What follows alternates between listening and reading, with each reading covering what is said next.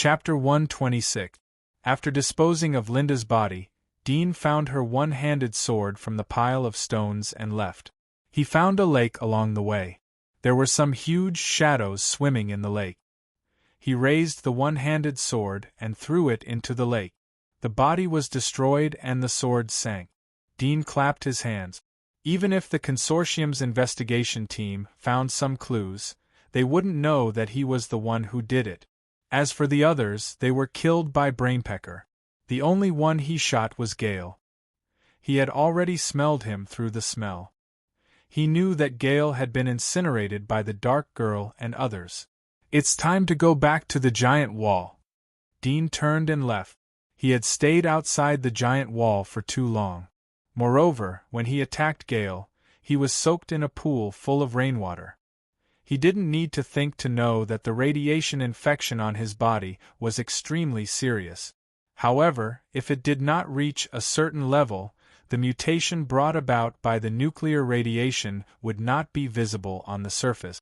When the radiation content had accumulated to more than 10%, the body would slowly show radiation black spots like the ordinary people in the slums, or some parts of the skin would age, wrinkle, and even ulcerate.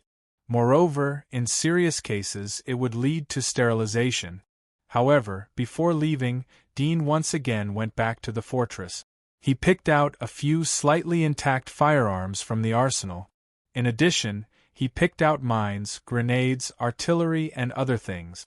He threw them into the storage bag and sent them to the 9th region. Along the way, he relied on his sense of smell to avoid danger. Basically, he didn't encounter any danger. After all, most of the monsters in the 7th region had been cleaned up. The ferocious monsters had long been killed by the first batch of hunting teams. The rest of the monsters had strong survival abilities. After returning to the 9th region, Dean found the place where he previously hid the black bow. He found that no one was aware of it. He immediately took out the black bow and 200 cold crystals. What surprised him was that the cold crystals were still intact after being hidden for more than 2 months. There was no sign of melting. Dean took the black bow and continued to hide the firearms, mines, and other things inside. As for the cold crystals, he only kept 100. With his current strength, it wasn't difficult to hunt the undeads. Keeping 100 cold crystals was convenient for future research when he built a secret stronghold outside the giant wall. After covering the storage place, Dean carried the rest of the cold crystals and left the 9th region. He went to the giant wall passage. Halfway there, it started to rain. Dean immediately went into a nearby broken building to take shelter from the rain. After the rain stopped, he found some large leafy plants and weaved them into a raincoat to prevent him from getting wet while waiting in front of the giant wall. Dean quickly found the passage when he returned to the giant wall. However, the passage was locked from the inside. The layer of iron plate was extremely thick. Even if he used brute force, it would be difficult to break it. He felt that even Glenn wouldn't be able to open it. Dean sat next to the passage and waited. This was the fate of hunters and scavengers who did not return on time. They could only wait until the next time the passage opened before they could enter together. Dean only hoped that the giant wall would send scavengers as soon as possible. Dean was not idle while waiting. He had thought of the spiral arrow when he was sneak attacking, but he knew that it was very difficult to learn how to shoot spiral arrow. Spiral arrow could improve the destructive power and penetrating power, but the shooting trajectory was different from ordinary arrows. It was affected by the airflow and was easy to deviate.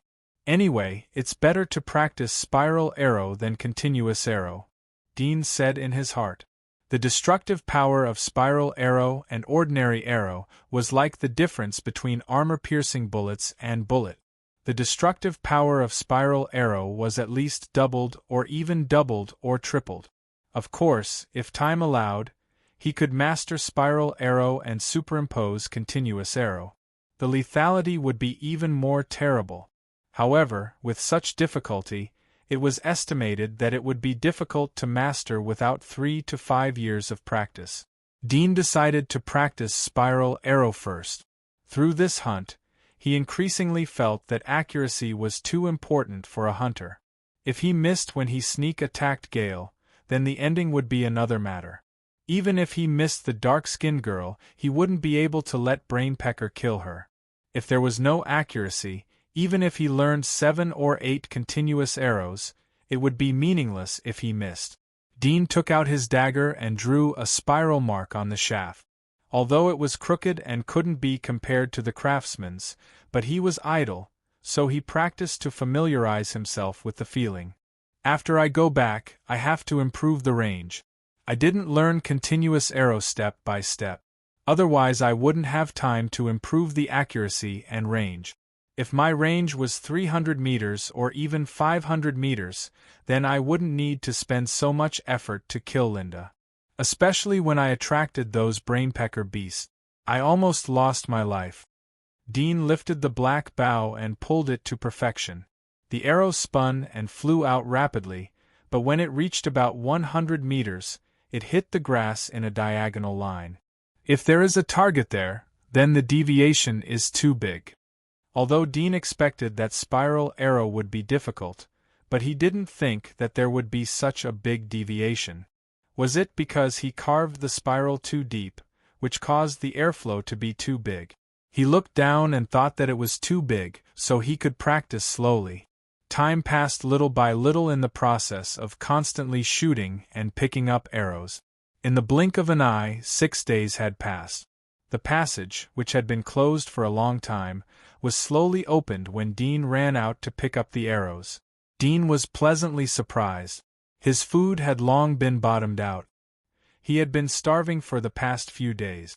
If the passage didn't open, then he would have to find grass roots to fill his stomach. Peter was the one who opened the passage. He was stunned when he saw Dudian. "Dean! Hey! Why are you here?" A few familiar voices sounded from behind Peter. It was Mason, Zack, and Sham. Dean knew that Peter had sent them out to scavenge. Counting his own training days, it was indeed time for them to come out to perform a task. "I came out to perform a task, but got separated from the team. That's why I waited here." Dean laughed. "Fortunately I waited for you, or else I would have starved to death here. Come on, you won't die so easily." Mason came over and laughed. Sham looked up and down at Dean. He couldn't help but ask, "Did you hunt those monsters? Are you hurt?" Dean nodded. "I'm fine." Peter couldn't help but ask, "Aren't you training? Why did they send you out to perform a task?" Dean looked at him. "It's an urgent task. The consortium is short of manpower, so they transferred me here." "But you are a newcomer, how can the consortium?" Peter's face was complex. He knew how dangerous hunting was.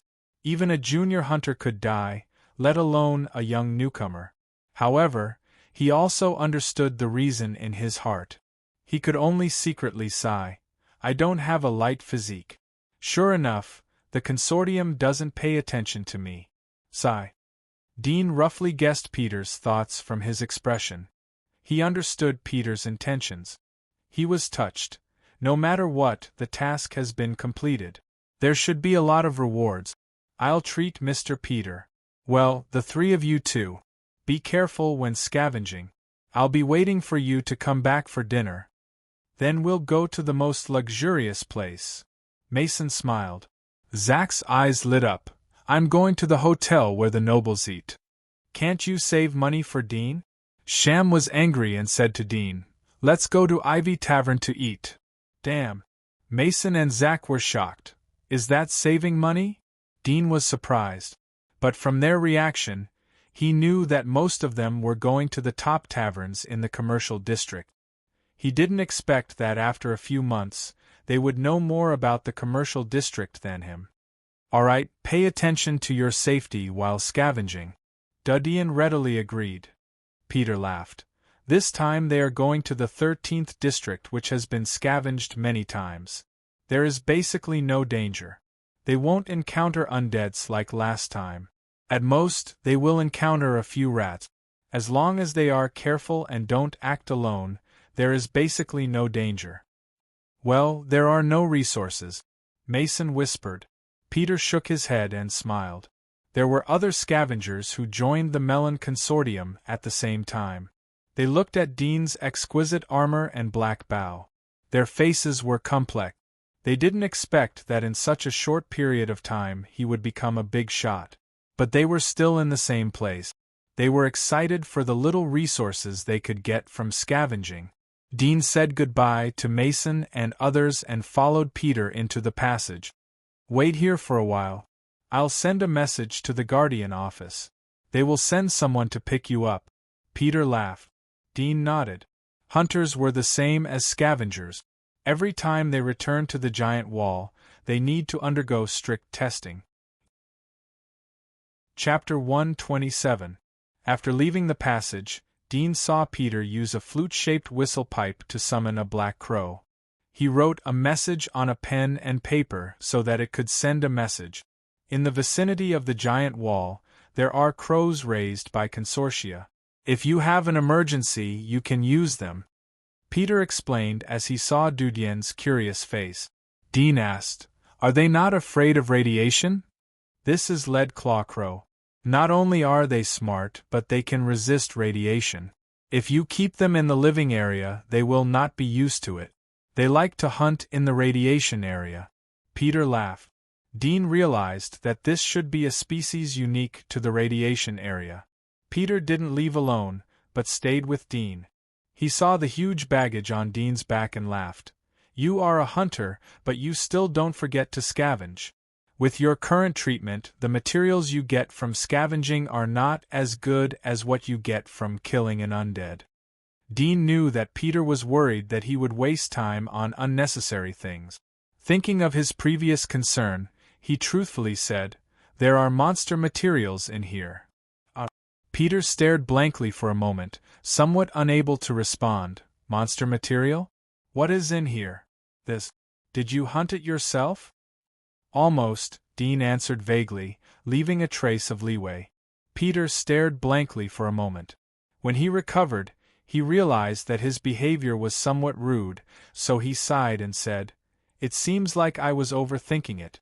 I didn't expect that you would be able to hunt monsters alone in such a short period of time in the hunting headquarters. Well, you already have the strength of a hunter. What you lack is skills and experience. Look at your weight, it's worth at least dozens of gold coins, right?" The concept of dozens of gold coins was almost the same as hundreds of thousands of gold coins in the old era. Even if Peter had some savings, he was somewhat envious. Dean was surprised. He suddenly understood that Peter thought that he was hunting small monsters like the bonebiter rat. These monsters had very few valuable materials. Such a large amount could indeed be worth dozens of gold coins. However, there were more than 700 cold crystals inside, which was equivalent to 700 gold coins. As for the materials of the monsters that Linda and the others killed, he didn't pick them up to avoid being exposed. After all, Glenn would give him 4,000 gold coins after returning to the giant wall. Now he could be regarded as a rich man. He was richer than most of the primary hunters. After a moment, a carriage made of steel came over. It was as gloomy and cold as a cage. There were 2 knights of light in front of the carriage.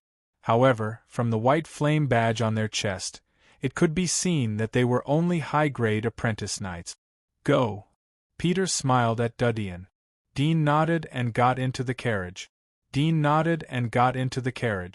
2 hours later, the carriage gradually stopped. Dean lifted the curtain to look. He found that it was not the castle, but a desolate and empty town. The streets were covered with fallen leaves. The shops on both sides were almost closed. The buildings looked old. "Where is this place?" Dean asked the apprentice knight of light who was responsible for escorting the carriage. The apprentice knight indifferently glanced at him and said, "Clean house." Dean didn't expect the apprentice knight's attitude to be so cold. There was even a trace of disgust. He couldn't help but frown, but didn't care about anything. He put down the curtain. It seemed that the clean house was not the same place as the castle he went to last time. After a moment, the carriage stopped. One of the apprentice Knight of Light came forward and handed a pair of steel handcuffs to Dean. He indifferently said, "For the sake of insurance, please cooperate with us." Dean was angry in his heart. He thought that he wasn't a prisoner. However, when he saw the white flame badge on the apprentice knight's chest, he held back his anger. Otherwise, they would mistakenly think that he was infected. It would lead to trouble instead. He immediately handed over his hands and let the apprentice knight handcuff them. After handcuffing Dean, the apprentice knight took the key from the hand of the apprentice knight. He helped Dean open the carriage's lock and said, "Please go in front." Dean calmed down. "Did I hand over my burden to you?" "Naturally," the apprentice knight indifferently said. Dean didn't say anything more. He turned and walked in the front. He was escorted by several people like a prisoner into a black hall in front of him. A female Knight of Light came out of the hall to greet them. She covered her nose and looked at Dean. She waved. "Send him to wash." "Yes," the apprentice knight replied. Dean was taken to a huge bathhouse at the back of the hall. The bathhouse was divided into individual rooms. What made him angry again was that he had to bathe under the surveillance of the other party. Moreover, he had to wear handcuffs during the bathing process. Although he felt humiliated, Dean still endured. After a few baths, he followed the two people out of the bathhouse. Outside, a servant dressed as a waiter handed a new set of linen clothes to Dean. Dean followed them to another part of the hall. There was a row of cages. However, they were different from the simple cages he had seen before. The cages here were made of steel that was as thick as a baby's arm. Even a senior hunter wouldn't be able to break them easily. "Go in. Someone will come and test you later," the previous apprentice knight indifferently said. Dean didn't say anything and silently entered the cage. The other cages around him were all empty. There was no one in sight. He sat alone in one of them. The Book of Light was still on the table. He didn't look at it but leaned against the wall. He was thinking about the next archery training and alchemy plan. In the blink of an eye, a few days passed. During this period, people came to check Dean's body. However, the method of inspection was different from the last time. They not only checked the radiation content in his body, but also his blood and magic mark. The method of blood test was very simple. It was similar to the blood test in the old era. Drop the normal blood of Dean and other people into a bowl of water to see if Dean's blood would swallow the blood of ordinary people. If it would, it meant that Dean's body was infected with the virus. Someone would immediately be sent to destroy Dean. Although the magic mark's ability was strange, Linda's magic mark could control blood. However, once the blood left her body, it would no longer be under her control. Therefore, this blood test method was by far the most scientific and accurate method. During the inspection, Dean also learned that he needed to stay here for 7 days. The virus incubation time in the body of a hunter and a scavenger was different. The limit was 7 days for a primary hunter, half a month for an intermediate hunter, and a senior hunter needed to stay here for a whole month. This was also the reason why senior hunters didn't perform many tasks, only once or twice a year. Chapter 128. 7 days passed in the blink of an eye. Dean's indicators were normal, but the radiation content in his body had increased a lot. It had reached about 1.5 points, which was higher than the average primary hunter. Dean knew that it was mainly because he was immersed in the pool, but he wasn't worried. As long as the radiation value didn't exceed 5 points, it wouldn't affect the body's functions.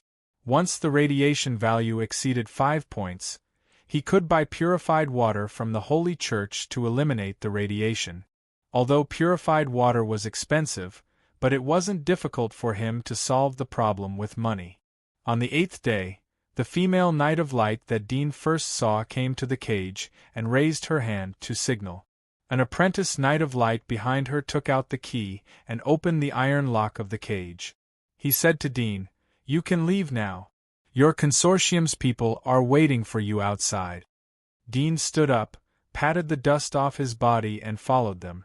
Dadian immediately saw a carriage with the flag of the Melon Consortium parked in the distance. In the past few days they had checked his body. They had asked about his identity and helped him to report to the consortium. Dean came to the front of the carriage. The coachman was a middle-aged man. He immediately jumped out of the carriage and respectfully said, "Are you Mr. Dean?" Dean nodded. "I'm here to pick you up. Please get in the carriage." The coachman respectfully said. Dean stepped into the carriage. The interior of the carriage was luxurious and spacious. It was extremely comfortable. It was completely different from the environment where Shojing lived. The carriage went out of the desolate and dilapidated town. After a moment, it entered the outer edge of the commercial district. There were more and more towns and villages around. The road was getting cleaner and smoother. A few hours later, Dean returned to the hunter's headquarters. After getting off the carriage, Dadian thanked the coachman and returned to the castle where he had previously trained. He was stopped by 2 guards when he arrived at the entrance. Dadian took out his hunter medal and showed it to them. After getting confirmation, he entered the castle manor. Dean went directly to the previous hunter training ground by the river. He saw 5 figures standing in front of their respective training positions. They were still practicing archery. Dean glanced at them and found that they were practicing rapid arrows. 2 of them had practiced to the point of 3 in a row. 5 of them noticed him as he approached. They were surprised. One of them was surprised. "Are you okay?" Dadian smiled. "Do you want something to happen to me?" The young man immediately realized that he was being rude. He quickly waved his hand and said, No, I mean you actually came back. After being gone for so long we all thought you." Dean smiled but didn't say anything. He returned to his training position and found that the 2 servants who were responsible for assisting him were not there. He could only pick up the bow and arrows, aim at his target and re-enter the training. "What task are you going to do this time?" The teenager next to Dean looked at him and asked curiously. Dean remembered him. He had chatted with him during the meal. "I helped track the monster. The hunt is over." "Is it done?" the youth asked. "Is it very dangerous? Is that monster powerful?" Dean saw that the others were also looking at him. There was a bit of curiosity in their eyes. He sighed in his heart. "It is very dangerous and very brutal. So if we don't train well, then we can only become their dinner and feces if we encounter monsters." "So dirty." One of the girls quickly covered her mouth when she heard the word feces. Dean shrugged and didn't say anything. He continued to pull out the arrows. The others saw that Dean didn't say much. They were disappointed and withdrew their eyes. They didn't take his words too seriously. They had heard too many similar words. They also knew that the monster was very dangerous. It was more terrible than the beasts in the radiation zone. But they were confident that once they got the magic marks, they would also have that kind of inhuman power. At that time, they would also earn a lot of gold coins. The training continued. Half an hour later, the previous young instructor ran over. He saw Dean from afar. His face was obviously relieved. He quickly ran over and said to Dean, "Why did you come back so late?" "I came back a long time ago. I was in the security office." Dean stopped shooting and explained. The young instructor said, "I know. If I didn't get the news from the security office 7 days ago, the consortium would have mobilized the investigation team to search for you. Glenn and the others who performed the task with you would have already come back." "Glenn?" The 5 people were surprised when they heard the name. Glenn was one of the 2 senior hunters in the Melon Consortium. Even the trainee hunters had long heard of her name. Glenn was one of the 2 senior hunters in the Melon Consortium. Glenn's name reverberated in their ears. Even the trainee hunters had long heard of her name. They were familiar with her basic information. They didn't expect that Dean would be following such a big figure in this task. The 5 people couldn't help but envy him. Dean saw the young instructor's stern expression. He lightly coughed and said, I went back to the cleaned area to hunt undead. I was too absorbed in killing and forgot. Well, I knew it. The young instructor coldly snorted. The number of cold crystals you brought back has been counted. A total of 723 pieces. According to the exchange rate of 1-to-1, the finance department has prepared the gold coins for you. If you want to take them, it is best to inform them in advance. Dean saw that the instructor wasn't really angry, so he was relieved and smiled. Yes. The young instructor said, train well, but don't do such things in the future. This time you are a newcomer, so I won't remember your mistake. The consortium is training you not to specialize in hunting undead. Dean nodded to show that he understood. The young instructor saw that his attitude was good, so his face eased. He didn't continue to say anything. In fact, he was very satisfied with Dean. When he knew that there were more than 700 cold crystals, he was a bit scared.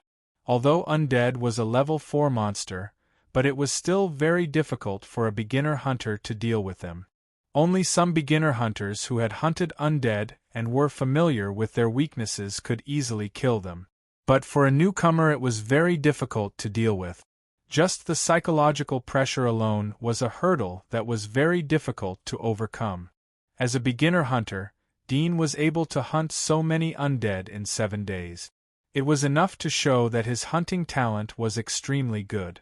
Whether it was courage or shooting skills, he had passed the test. Compared with other beginner hunters, he only lacked experience and further improvement in skills. Chapter 129. You have just come back from outside the giant wall. I will allow you to rest for a day and come back to training tomorrow. The young instructor said. Hearing this, the other 5 people could not help but look at Dean with envy. They had been selected from all over the world and had never had a rest since they came to the training camp. Even if they were injured, as long as it was not a serious injury, they still needed to train with injuries. A holiday was an extravagant hope for them. No need. Dean shook his head and said, I have rested for 7 days. If I continue to rest, I will forget what it feels like to hold a bow.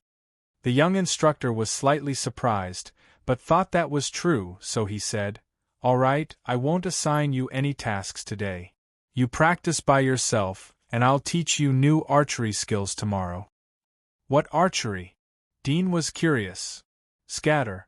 The young instructor said, This time you have to learn it well. Scatter is also a very important archery skill.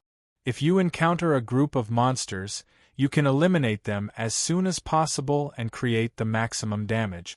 In this way, you can avoid the casualties of the soldiers and knights who are fighting the monsters in front of you. You can't neglect it like you did with the continuous arrows.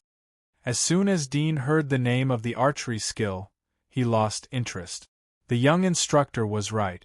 But if the lethality of the arrows was too weak, then it was useless to scatter 7 or 8 arrows. Although the total damage was much higher than a single arrow, it was several times higher. But if you can't kill the monster, then there was not much meaning in shooting it. Moreover, he was pursuing individual combat ability, not team cooperation. After all, if he relied on gunpowder, his ability to hunt monsters alone was not inferior to that of a team. Moreover, the materials obtained from hunting monsters in a team had to be divided equally, so it was naturally not worth it. After all, he was different from other hunters. He did not have a light physique. Every time he went out to hunt, the nuclear radiation value in his body would increase. He had to calculate the price of purified water into the harvest. I will. Dean promised. He thought that if it was not too difficult, then he would learn it. If it was too difficult, then he would not waste his energy. After all, he only had a year of training. He had to learn the techniques that were most suitable for him and the most practical in this 1 year. After the young instructor left, Dudian was about to continue training. But the 5 people next to him suddenly came close to him. One of them curiously asked, You followed Miss Glenn to hunt. Have you seen her fight? Is she very powerful? Isn't Lady Glen very beautiful? I heard that when she hunts monsters, she's as beautiful as a phantom. That's why she's called the ghostly assassin. No, she's called the ghost assassin because she got her magic mark from the ghost eye. Dean was speechless as he saw them chattering and asking questions. He could only say, "When you graduate, you should be able to see her. You will know when you see her. Even if we graduate, we will only be junior hunters. How can we have such an opportunity to go hunting with her?" "Yeah, tell me about it." They looked at Dudian with anticipation. Dean had a headache. Apparently, they hadn't figured out the situation. The consortium had simply instilled them with knowledge. They hadn't yet trained them to personally experience the cruelty of hunting. After a few words, Dean sent them away and continued his training. The next day, the young instructor came to teach Dean scattering archery. There were 2 basic points in scattering archery. The first point was to grasp the arrow. When you reach for the quiver on your back, you must first grasp the arrow between your fingers. This point alone required repeated practice. After all, the purpose of scattering archery was to shoot multiple monsters at the same time. It would take too much time to grasp the arrow. It was not as fast as shooting a single arrow. The second point was finger adjustment. According to the distribution of monsters, when the fingers clamped the arrow and put it on the bowstring, it was necessary to quickly adjust the angle of the arrow. The spacing of each arrow was not uniform, so it needed to be adjusted quickly through the fingers. Otherwise, even if the arrows were shot, few would hit the target. Not only would it be a waste of arrows, but it would also affect the efficiency and power. In general, the scattering archery was not difficult. But to really play the role of scattering archery, it must meet the 3 fast criteria. Fast to grasp the arrow, fast to aim, fast to adjust. According to the young instructor, if the speed and accuracy of the scattering archery could be comparable to the single arrow, then it would be considered as complete mastery. Practice well. The movement caused by fighting outside the giant wall is easy to attract other monsters. This is a skill that hunters must master. The young instructor seriously said, "It doesn't matter if you can't learn the rapid shooting, but you must master this." Dudian nodded. Although the scattered archery didn't mean much to him, but the effect on the speed and accuracy of the archery was very obvious. After the young instructor left, he began to practice. The training ground to practice the scattering archery was separated from the other 5 people. It was a separate small field with 4 target positions. The number of arrows that could be caught by one hand was up to 4. However, Dean heard from the young instructor that some senior hunters scattering archery had reached the acme of perfection. They could catch 8 arrows at the same time and shoot monsters in 8 different places at the same time. This meant that each finger needed to clamp 2 arrows. Moreover, they needed to adjust the 2 arrows at different angles to aim. It sounded incredible, but Dean knew that the young instructor would not lie. Dean soon realized the difficulty of catching the arrows. Sometimes his fingers would slip or he would not catch the arrows. After a few hours of boring repetitive practice, he gradually became proficient, but the speed of catching the arrows was still very slow. He calculated that the time he needed to catch the scattered arrows was enough for him to shoot 7 or 8 arrows. Moreover, the accuracy of the single shot was higher. However, Dean knew that in the beginning of learning, he would encounter such problems, so he immediately continued to train patiently. At the end of the day's training, Dean went to the finance department to receive his gold coins. 700 gold coins was a heavy sack. He carried it into the consortium's carriage and headed towards the house assigned to him by the consortium in the dark of the night. He intended to decorate the house as soon as possible so that he could pick up Jura and the others. By the way, he could also let Mason stay in his house. Rumble! Thunder sounded in the sky. Dark clouds covered the sky. After a moment, heavy rain poured down. Dean sat in the carriage and pulled the curtain to prevent the rain from splashing in. He secretly sighed in his heart. The rainy season was troublesome. The rainfall was too frequent. But then he thought that the other 2 seasons were not much better. He could not help but sigh again. You! Suddenly, the carriage stopped halfway. The horse neighed. Chapter 130. Dean slightly frowned and lifted a small piece of the front curtain to look. They saw a middle-aged gentleman in a straw raincoat standing in front of their carriage in the dark rain. He held a cane in his hand and stretched out his hand to block the carriage. Seeing that the carriage had stopped in time, he seemed to be relieved. He immediately stepped forward and said to the coachman, "Our carriage has broken down. We need to temporarily borrow your carriage."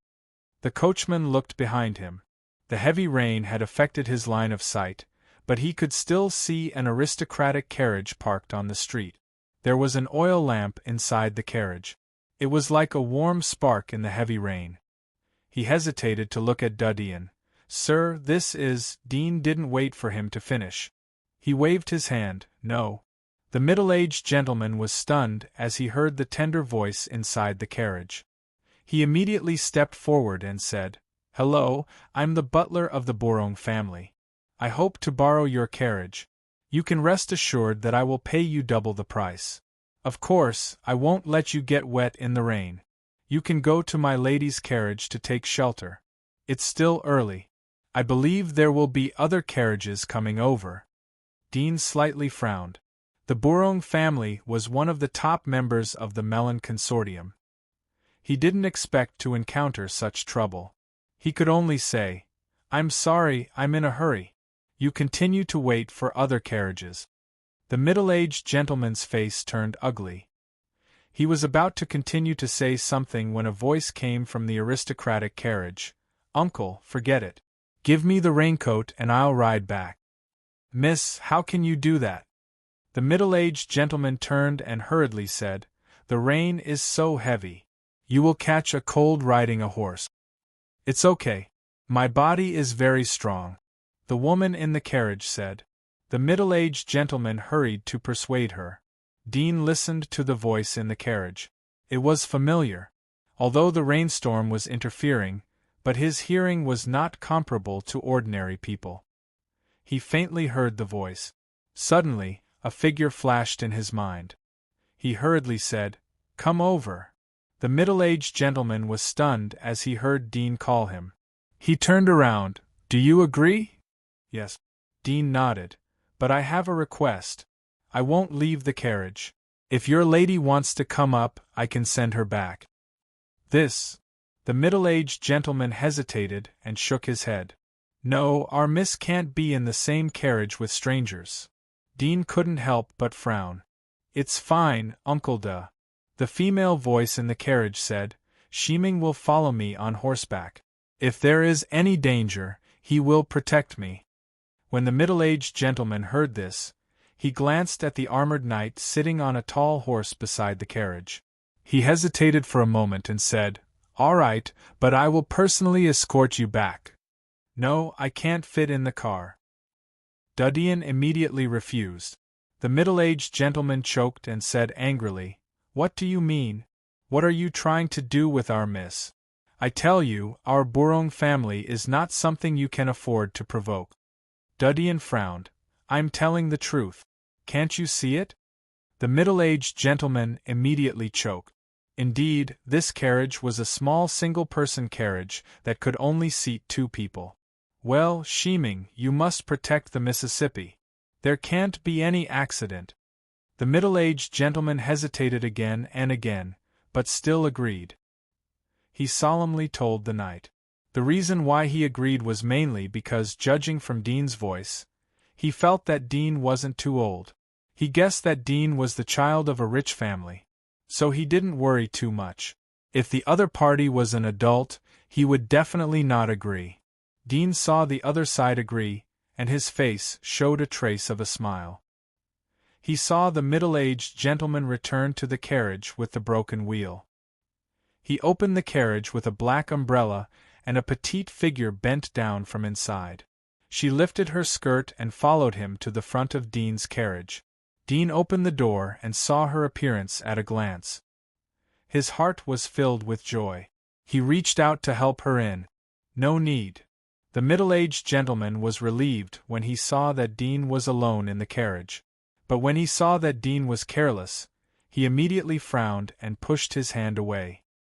He helped the girl into the carriage and said to Dean with a serious face, "Never touch my miss, do you understand? Miss, if he dares to touch you, you let Shiming beat him." The girl kept her head down. After sitting in the carriage, she quickly looked up and glanced at Dean. When she saw Dean's appearance, she was stunned for a moment. Her cheeks flashed a touch of crimson.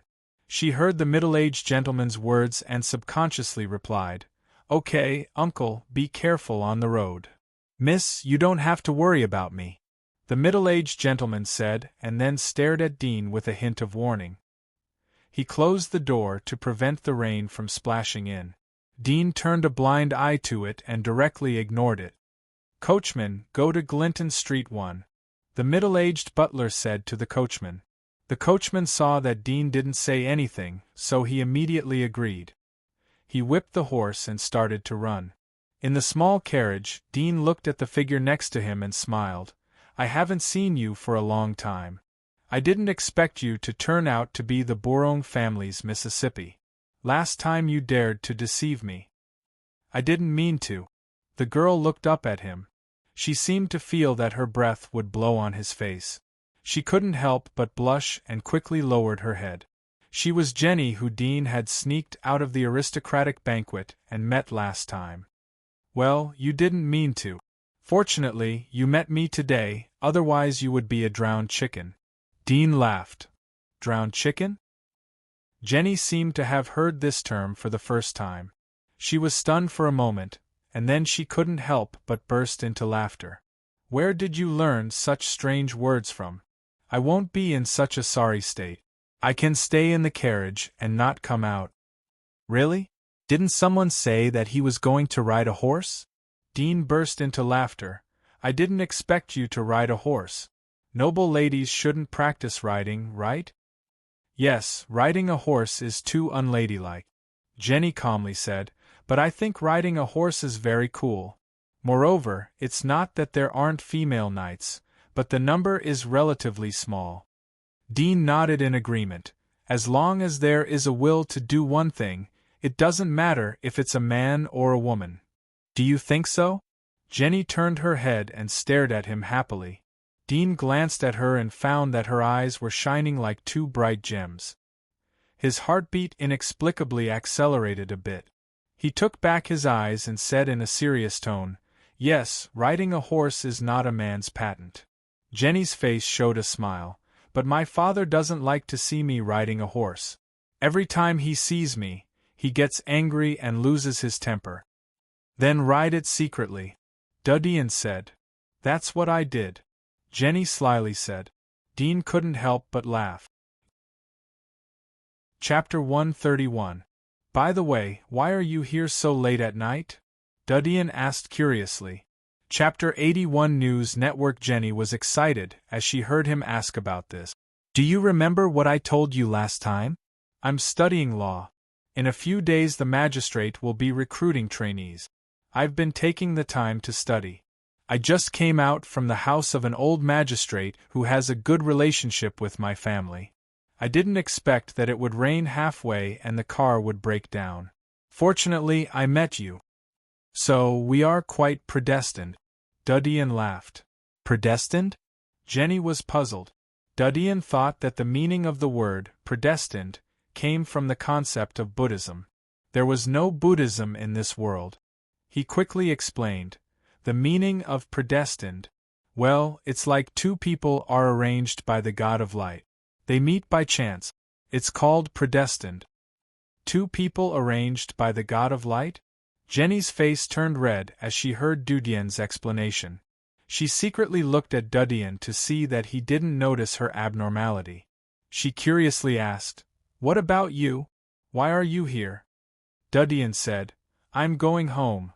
Jenny suddenly thought of something. There was a bit of excitement and expectation on her face. "Have you been outside the giant wall? How is it? Is it good outside? Is it really like what my father said?" Isn't it dangerous? Dudian looked at her, eyes flashing. He suddenly remembered the night when the girl was full of longing words. He secretly sighed in his heart. But there was a smile on his face. It's like what you think. There are vast grasslands, towering mountains, and blue sea. Really? Jenny was pleasantly surprised. Dudian nodded. Well, although it's a bit dangerous, but if you can see the beautiful scenery and the vast world, then what's the point of experiencing a little danger? I think so too. Jenny's mood was touched. I hope that one day I can see the scenery outside the giant wall. Yes, Dudian firmly said. Jenny sighed. Her face turned gloomy. Unfortunately, I can't go out. Dudian slowly said, even if you don't go out, you can see it. Really? Jenny looked at him in surprise, a little expectant. Dean said, if the giant wall disappears, then naturally we will be able to see it. Jenny shook her head. The giant wall protects us. If the giant wall disappears, we will be in danger. Dean's mouth twitched, but he didn't say anything. Tell me about the outside world, Jenny said to Dudian. Dean saw her staring at him. His face felt a little hot. He coughed and said, yes, yes. Why are you stuttering? Ahem, it must be cold. Are scavengers afraid of the cold? Anyone would be afraid. Well, I won't interrupt you. You can continue. Jenny looked at Dean with one hand on her cheek, looking forward to it. Dean felt his whole body was stiff. His muscles tightened uncontrollably. He coughed and said, well, I'll tell you about what I've seen. First of all, the mountains are very high. The trees are lush and there are many cute animals. There are rabbits, foxes, squirrels. No monsters? Jenny changed the topic. Dudian nodded. The monsters are somewhere else. Where? Well, a very chaotic place. In short, it is far away from the mountain I've seen. Well, go on, I want to listen. There is a waterfall on the mountain. There are peaceful and friendly primitive people. The carriage moved slowly in the rainy night. The young knight was riding next to the carriage. His armor had been washed many times by the rain. The clothes under the armor were slightly soaked. He listened to the laughter coming from the carriage from time to time. His eyebrows slightly wrinkled, but he didn't say anything. He followed in silence. There are many fish and shrimps in the sea. There are mussels that can grow pearls in their bodies. Well, pearls are snow-white beads. They are as beautiful as diamonds. They are very round and very smooth. Dudian talked about the mountains and the sea. His childish voice was particularly quiet in the company of the howling rainstorm outside the carriage. Jenny listened carefully. There was a bit of surprise and yearning on her face when she heard about pearls. I really want to see the pearls you are talking about. Dudian smiled but didn't say anything.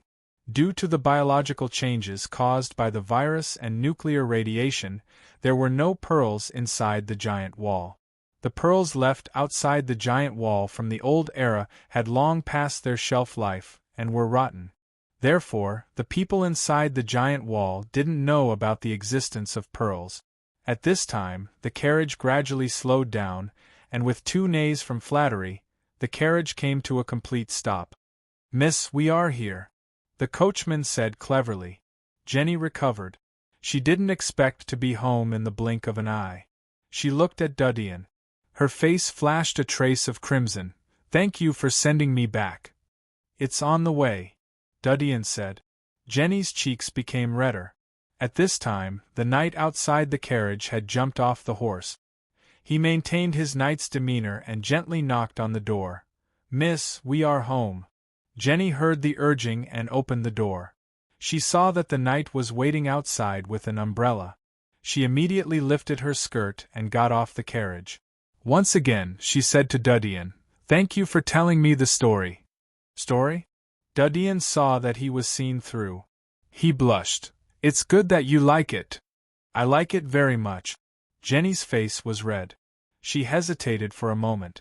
She plucked up her courage and said, Thank you for the poem you wrote to me last time. I have been treasuring it. She didn't dare to look at Dudian again. She turned and ran away. The knight hurriedly held up an umbrella and chased after her to cover her. Dudian was stunned. Last time's poem? Suddenly he thought of the poem read by his sister. It seemed that poetry and drama were really the favorite of the aristocracy. He didn't think much about it.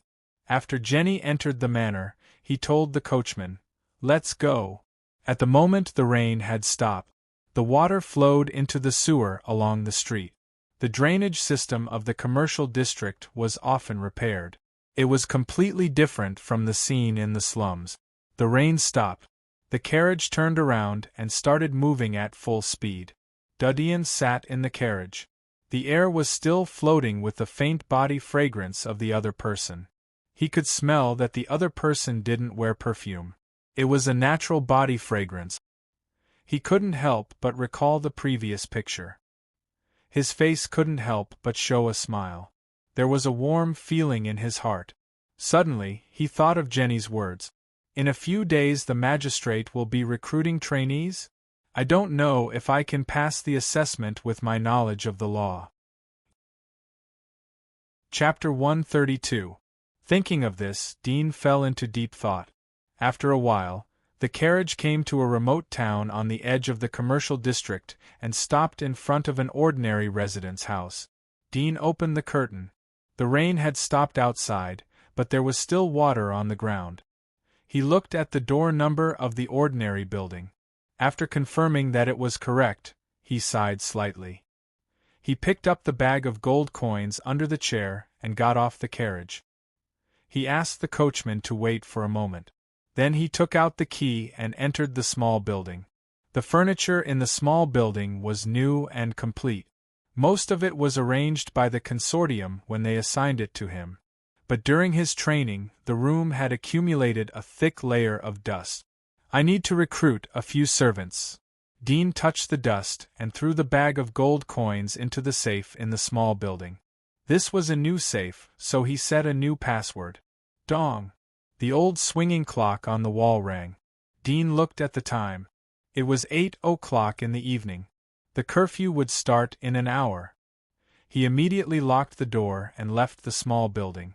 He took the carriage back to the Hunter headquarters. The next day, Dean got up on time. When he arrived at the cafeteria to eat breakfast, he felt that some of the other early students were secretly glancing at him and whispering. However, these deliberately suppressed voices were still very clear in his ears. I didn't expect that I would become a little celebrity because of Glenn. Dean's mouth twitched. He quickly ate his breakfast and went to the scattering training ground to continue yesterday's training. The two servants who were responsible for assisting him in archery were waiting for him to prepare the arrows. With the help of both of them, Dean was able to concentrate on the training and his efficiency was at least doubled. The young instructor came earlier today. He watched Dean practice and from time to time gave pointers. He was very satisfied with Dean's quick comprehension. Seeing that Dean had mastered the basic essentials of scattering, he assigned him tasks for today and left. Since absorbing hundreds of cold crystals, Dean's physical strength had already exceeded the young instructor's estimation. The tasks assigned by the instructor were easily completed by around 3 o'clock in the afternoon. Dean didn't continue to practice as he thought about the magistrate's recruitment in a few days. He left the training ground and went to a nearby branch of the magistrate. Although it was a branch, the building style was extraordinary. It was as magnificent as the scavenger headquarters. The steps at the entrance were 18 floors high. Dudian immediately went forward to consult. That's right, the apprentice priest recruitment will be held in 5 days at the Boar Square. If you want to join, you'll have to pass the preliminary test first, the guard said. Dudian thanked him and left. He took the carriage to the residential area. It was already dusk. Jura and her husband were having dinner at home. Both of them were surprised to see Dudian come back. Dudian looked at them. The house in the commercial district is ready. I came back to take you there. If you don't want to live in the commercial district for the time being, you can go with me to the commercial district to apply for a temporary residence permit. Then you can go there at any time. Jura's face was filled with gratification and gratitude as she smiled and agreed. Gray smiled and said, "Your auntie has always been reluctant to leave this place. She has lived here for too long and is familiar with the surrounding neighbors, so she doesn't want to leave." Dudian nodded. He knew Jura's temperament. After all, she was sentimental. The next day, Dudian called the carriage and took Jura and her husband to the commercial district. He helped them with the temporary residence permit and took them to see the new house. Jura and her husband were very satisfied. Although the house was in the suburbs of the commercial district, but it was far better than the house they lived in the residential area. Dean took out 100 gold coins from the safe and gave it to them along with the house key so that they could take care of it themselves. At around 9 o'clock, Dean arrived at the training ground. The young instructor saw that he was late, severely criticized him, and then asked for the reason. Dudian answered truthfully. The young instructor's face eased a bit after listening to Dudian. Then he increased the task by 1/3 as a punishment. Dudian recalled the law knowledge in his mind while training. The position of a priest was a protective charm for him. With this position, he was no longer an ordinary civilian. Although he was now a hunter, his identity was still that of a commoner. Being a civilian meant that if he died, apart from the Melon Consortium, it wouldn't cause much waves in the outside world. It also meant that the risk of killing him wasn't high. In the blink of an eye, a day passed. Dudian completed the task assigned by the young instructor at around 3 o'clock in the afternoon. But he insisted on practicing until around 5 o'clock before going back. 5 days passed quickly. Dudian practiced scatter archery during the day to improve his accuracy. At night, he found some law books from the library and went back to his room to review them. Every day, he stayed up until 12 o'clock in the evening to sleep. He slept for 6 hours. "Instructor, I want to take a day off." Dudian changed into ordinary clothes and went to the training ground to find the young instructor. The young instructor frowned as he saw his outfit. "Where are you going?" "It's a little private matter." "It's very important," Dudian euphemistically replied. The young instructor looked at him, snorted coldly, and said, "Go, but I'll remember today's task for you." Dudian was overjoyed. He quickly thanked the young instructor and quickly turned away. The 5 people next to him were stunned. One of them reacted and said in a hurry, "Instructor, I also want to take a day off." "Get out." Dudian jumped into the carriage and told the coachman to rush to Paul Square at full speed. Half an hour later, the carriage came to the street outside Paul Square and stopped. Dudian heard the noise outside. He opened the curtain and was shocked to see the street was full of people. The carriages were lined up like a long dragon. These people were obviously coming to participate in the exam. So many people. Dudian felt some pressure. He jumped out of the carriage and squeezed through the crowd. Although he was taller than his peers, but compared to the robust adults, he was much smaller. He quickly drilled through the crowd like a loach. On the way, there was a hot-tempered man carrying a girl on his shoulder. It seemed that he wanted to push his child to the front of the crowd. Dudian slid past him and squeezed him. He was so angry that he shouted at a teenager behind him. The youth was stunned by the scolding and was a little dazed. Halfway through the crowd, Dudian suddenly saw a very familiar carriage among the long line of carriages. He suddenly remembered that he had seen it on that rainy night. "It's her." Dudian was pleasantly surprised. At the same time, he smelled the fragrance from the chaotic crowd. He immediately squeezed through the crowd and moved over. A knight in full armor saw Dudian approaching. He immediately raised his hand and said, "Back off." Dudian immediately stopped and shouted, "Jenny!" Chapter 133. Dean didn't expect to meet her halfway. He was very happy. "What a coincidence to meet you again." Jenny happily said, "How come you are here?" "I said that my goal is as great as yours." Dean laughed. "I'm also here to take the exam and strive to be a magistrate." Jenny was slightly surprised, her cheeks reddened. Have you studied the law? Of course I have. Dean deliberately showed a proud look. Jenny covered her mouth and snickered. Is that so? Then I'll wait and see. You'll see, Dean said confidently. Jenny looked at the front of the carriage team. There was a sea of people. The carriage could only move forward very slowly. She couldn't help but show a bit of worry. There are too many people. It's a problem if we can get through. I'm afraid we won't be able to catch up. Dean also felt that this was a problem. He thought for a moment and said to her, How about you get off the carriage and I'll take you through? You? Jenny looked at him and shook her head. You won't be able to squeeze through. No, I'm very strong. Dean raised his arm and deliberately pinched his muscles. Don't forget what I do. Jenny's eyes lit up. Well, wait for me. I'll come down immediately. Miss, don't. The knight in front of Dean saw that she was really going to get off the carriage and hurriedly stopped her. The door was pushed open and Jenny trotted down the carriage. She was wearing a green floral skirt. It was extremely eye-catching and full of lively atmosphere. Don't stop me or I'll miss the exam. I'll complain to my father. Jenny saw the knight in front of her and hurriedly said. The knight hesitated.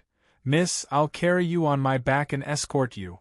I swear by the loyalty of a knight that I absolutely don't have any bad thoughts. He hadn't finished his words when he was suddenly pushed on his back. The force was so heavy that he almost staggered. When he looked back, he saw that the boy who was previously stopped by him had grabbed the miss and squeezed into the crowd. In the blink of an eye, they disappeared without a trace. Miss, miss. The young knight turned pale with fright and hurriedly shouted. He pushed the two people in front of him apart and tried to squeeze through. However, with his strong physique and armor, it was inevitable that he would accidentally injure some people if he tried to squeeze through the dense crowd. It was against the rules of a knight. Let. Dean grabbed Jenny's small hand with one hand and pushed away the crowd with the other. They were like two small fish jumping left and right in the crowd. Dean breathed a sigh of relief as the knight didn't chase after him. He came to the edge of the street and looked at Jenny. Are you okay? Jenny patted her chest and said, I'm fine. I just can't breathe. It's too stuffy. It's okay. Let's take a break, Dean said thoughtfully. Jenny nodded. Suddenly, she found that her hand was still tightly held by Dean. Her face turned hot as she whispered, You can let go of me. Dean remembered that he was still holding her hand. He immediately felt that her hand was soft and boneless. There was an inexplicable warmth and agitation in his heart. There are too many people here. If I let go of you, we will be separated.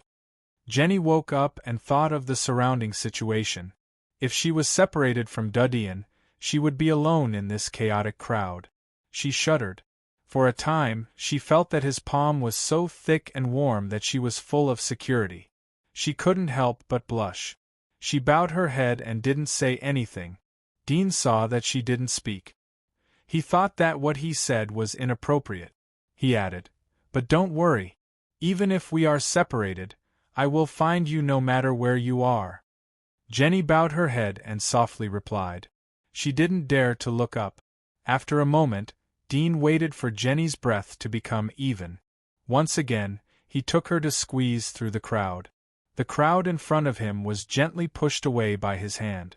The people who were pushed away wanted to get angry, but they couldn't see his shadow. Most of them vented their anger on the wrong person, causing a lot of quarrels and curses. It didn't take long for Dean and Jenny to reach the end of the street in front of Boar Square. There was a sea of people here. Let me see what the situation is, Dean said to Jenny. He jumped up and saw the scene in front of him. Although the periphery of the square was full of people, there was a circle with a diameter of about 20 meters in the center of the square. There was a rectangular table in the center of the open space. 3 figures in white robes were sitting behind it. 2 men and 1 woman. In front of them was a long line. After Dean landed, he continued to bounce up and quickly glanced at the source of the team. How is it? Jenny quickly asked as she saw Dean fall down. Dean smiled and said, "Come with me." He grabbed her hand and squeezed through the crowd from the side. After a moment, they came to the back of the previous line.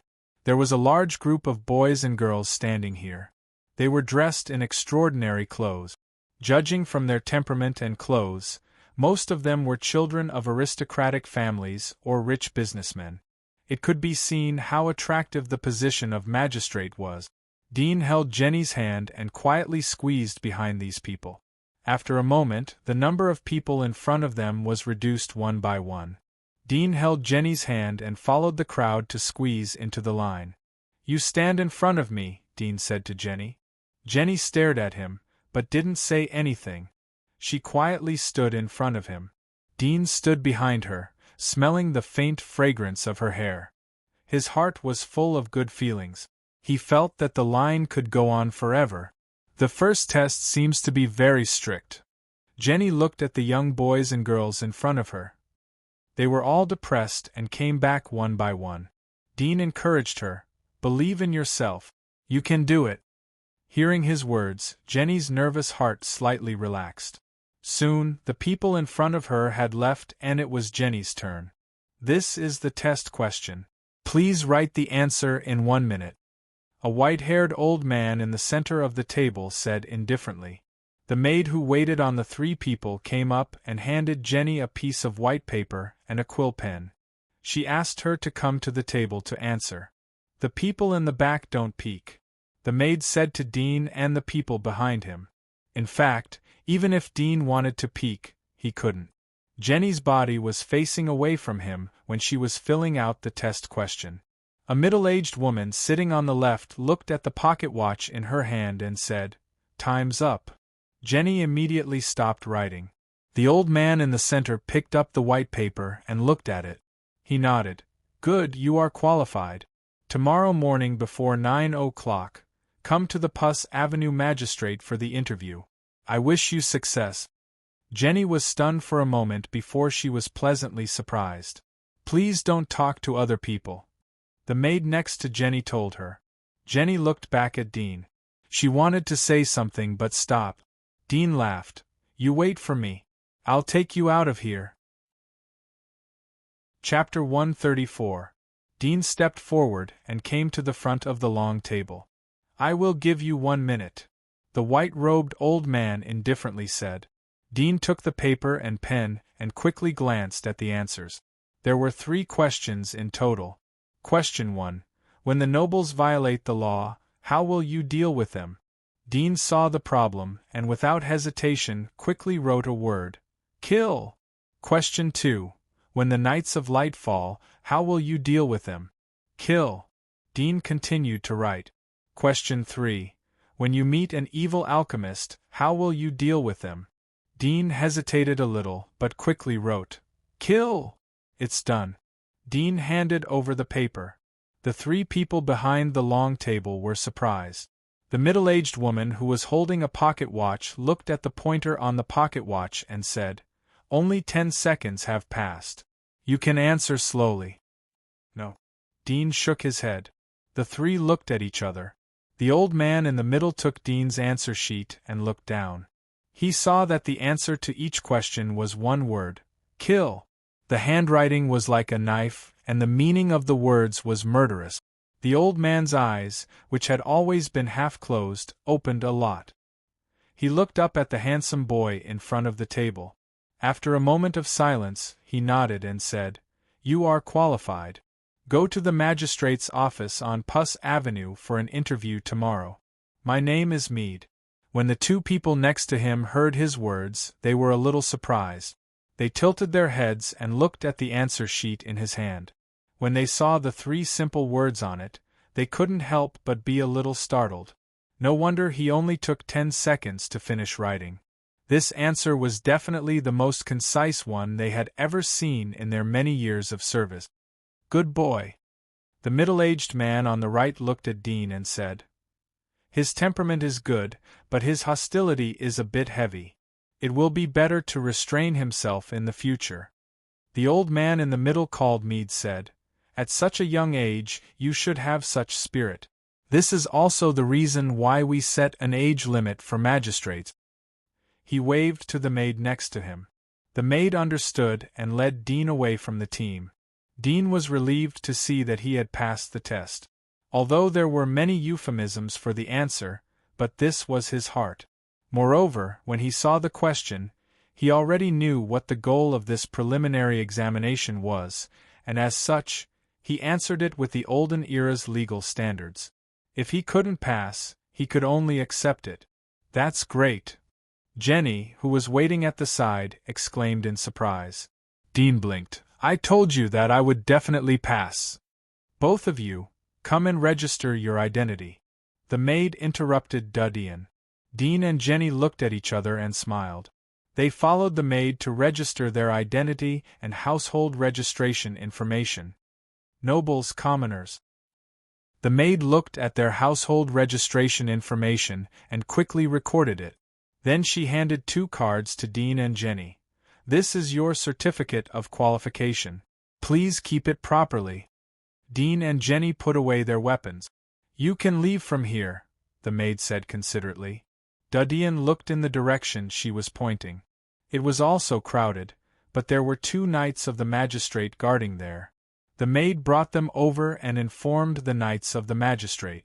The 2 young knights of the magistrate immediately dispersed the crowd and made a narrow aisle for Dean and Jenny. Dean took Jenny's hand and went out along the aisle. They came out of the square and left along another street with fewer people. "Your carriage is blocked on that street. I'll hire another carriage to take you back," Dean said to her. Jenny nodded. "I didn't expect so many people to come to apply. No wonder Father told me to seize the opportunity. Fortunately, I met you. Otherwise, I would still be sitting in the carriage waiting for you." Dean smiled. "The magistrate's profession is too hot. It is more glorious than the Knights of Light of the Holy Church. Now that you have passed the preliminary test, you will pass the law exam tomorrow. Then you will become a real probationary magistrate. Then you will be one step closer to your dream." "Yes." Jenny's mood suddenly brightened up. She suddenly thought of something and said to Dean, "How did you answer so quickly? What was your answer?" Dean replied, "How did you answer? The higher-ups asked me what to do if the nobles break the law. I said, of course they are the same as civilians. They have to accept the sanctions of the law. In front of the law, everyone is equal," Jenny said in a serious tone. Dean looked at her beautiful face and sighed. "Well said. Yes, everyone is equal." "Is that how you answered?" Jenny turned her head and asked. "Well, almost, but not as good as you. It's more simple," Dean stammered. Jenny covered her mouth. "It's simple. You are eloquent. I'm sure you can summarize it in 1 or 2 sentences. But I'm too long-winded." "This is called comprehensive," Dean joked. Jenny smiled from ear to ear. "You really know how to talk. It's strange that other people answered wrong for such a simple question. It's very difficult for an honest person to deceive others. It's impossible for a false person to tell the truth," Dean said. Jenny came to a realization and said with a smile, "Your view is indeed different from ordinary people." "You too," Dean said sincerely. Jenny's face was flushed, but she didn't lower her head to hide it. She gently bit her lower lip and stared at Dean's eyes. "Do you really think so?" Dean's heart was pounding as she looked at him. He subconsciously said, Of course." Jenny took a deep look at him and retracted her gaze. She did not say anything. She walked side by side with Dean on the street. The air was subtly warming up for a while. Dean coughed and said, "There is a carriage in front of us. Shall we go and take a ride?" "Yes." Jenny gently nodded. Dean sat with her inside the carriage. He felt the temperature inside the small carriage quickly rose. It was so hot that his face was burning. In order to alleviate the embarrassment, he said, "I'm a little unfamiliar with the law. Can you teach me?" "Okay." Jenny was happy to agree. Dean asked her some questions that he wasn't familiar with. Jenny patiently answered and explained them one by one. Time passed quickly. In the blink of an eye, the carriage stopped. Dean suddenly came back to his senses. He knew that he had arrived at her house. Jenny looked at him and whispered, "I will go back first. See you tomorrow." "Well, see you tomorrow. I'll wait for you." Dean watched her go down the driveway. Chapter 135. It was just noon. After lunch, Dean went back to the scattering training ground to continue his practice. 81 Delta Chinese Delta net in the afternoon. The young instructor came to see Dudian. He was surprised but didn't say anything. After watching Dudian's archery practice, he pointed out a few minor flaws in Dudian's posture and left. In the evening, Dudian returned to the dormitory and began to review the law books that he had borrowed from the library. The next day, Dean got up on time. After breakfast, he found the young instructor and asked for leave. "You're asking for leave again?" The young instructor frowned. "Although you are an official hunter, but there is a time limit for the current skill training. You can't neglect it. Yesterday you were allowed to take a day off. It was an exception. What's the matter today?" Dean knew that it would not work if he didn't explain the reason. He said, "Yesterday I went to the magistrate's recruitment and passed the preliminary exam. Today I will go to the official exam." Apprentice priest recruitment? The young instructor was surprised. Every time there was a big event in the magistrate, it was a big event. He had naturally heard about yesterday's news, but he didn't expect that Dudian would ask for leave for this reason. The young instructor looked at Dudian suspiciously. "Have you studied the law? To pass the magistrate's probationary magistrate's examination doesn't just require a little knowledge of the law. You need to be proficient in it. Even many people who have graduated from law school find it difficult to meet the requirement." "I'll try." Dean wasn't too sure. The young instructor thought for a moment and said, "All right, I wish you success." Dean was overjoyed and said, "Thank you, instructor. Go, come back early." The young instructor waved his hand. Dudian turned and left. He went outside the headquarters to find a carriage and went straight to Puss Avenue. Puss Avenue was located in the central block of the bustling West District of the Commercial District. The price of every meter of land here was enough to buy a small building in a small town outside the suburbs of the Commercial District. It was not an exaggeration to say that every inch of land was worth its weight in gold. The people living in the central area of the Western District were either rich or of high status. Elegant and high-end shops were everywhere. Noblewomen could be seen walking in and out of jewelry stores with their children and pets in their arms. The carriage stopped in front of Puss Avenue's magistrate. Unlike the neighboring streets, there weren't many people on the street. It was deserted. In the middle of the street there was a towering building. It was about 30 meters tall, and it looked like a giant black beast. The top half of the building was shaped like a sharp gourd, and on the top of the sharp horn there was a huge cross sign. The cross, in the canon of the Light Church, represented purification. Dudian saw magistrates wearing white robes along the way. They were holding law books in their hand. They were reading attentively while walking. "I'm here to take the exam." Dean walked down the stairs to the solemn and gloomy magistrate. He took out the card and said to the magistrate guard. The young magistrate guard glanced at the card indifferently and nodded. "Please come in." Dean entered the magistrate. The lobby on the first floor was extremely spacious. Rays of light were projected from the dome. Dean looked up and saw that there were white crystal-like objects inlaid in the dome. He was surprised. As he was looking around, a white silk-robed maid came over and gently said, "You're here to take the exam. Please come with me." Under her lead, Dean came to the lobby. There was a cathedral-like hall with rows of seats. There was an independent podium in front of it. At the moment, there were more than a dozen figures sitting in the hall. All of them were boys and girls of his age. Most of them were dressed in gorgeous, bright colors, and the fabric was mainly silk. Only 2 or 3 of them were dressed in linen and woolen materials. In front of the independent podium, there were several tables. At the moment, there was no one behind the tables. There were several white-robed maids waiting respectfully. Dean randomly found a remote seat. After a moment, he suddenly smelled Jenny's scent. His heart was happy. It didn't take long for him to see Jenny wearing a green silk dress. Dean immediately stood up and waved to her. Jenny was choosing a seat when she suddenly noticed Dean. Her eyes lit up. She quickly walked over and sat on the seat next to Dean. "You're early." Jenny lowered her voice after sitting down. Dean laughed. "The early bird gets the worm." "What about the early worm?" Jenny slyly asked. Dean choked and laughed. "Eaten by the bird." Jenny covered her mouth and giggled. She asked, "Are you ready?" "Yes." Dean confidently said, "As long as I know how to take the exam, I'll get full marks." Jenny giggled. While the two were talking and laughing, the other candidates continued to come. At about 9 o'clock in the morning, the nearly 5-meter-high door behind the examination room was slowly pushed and closed by 2 attendants.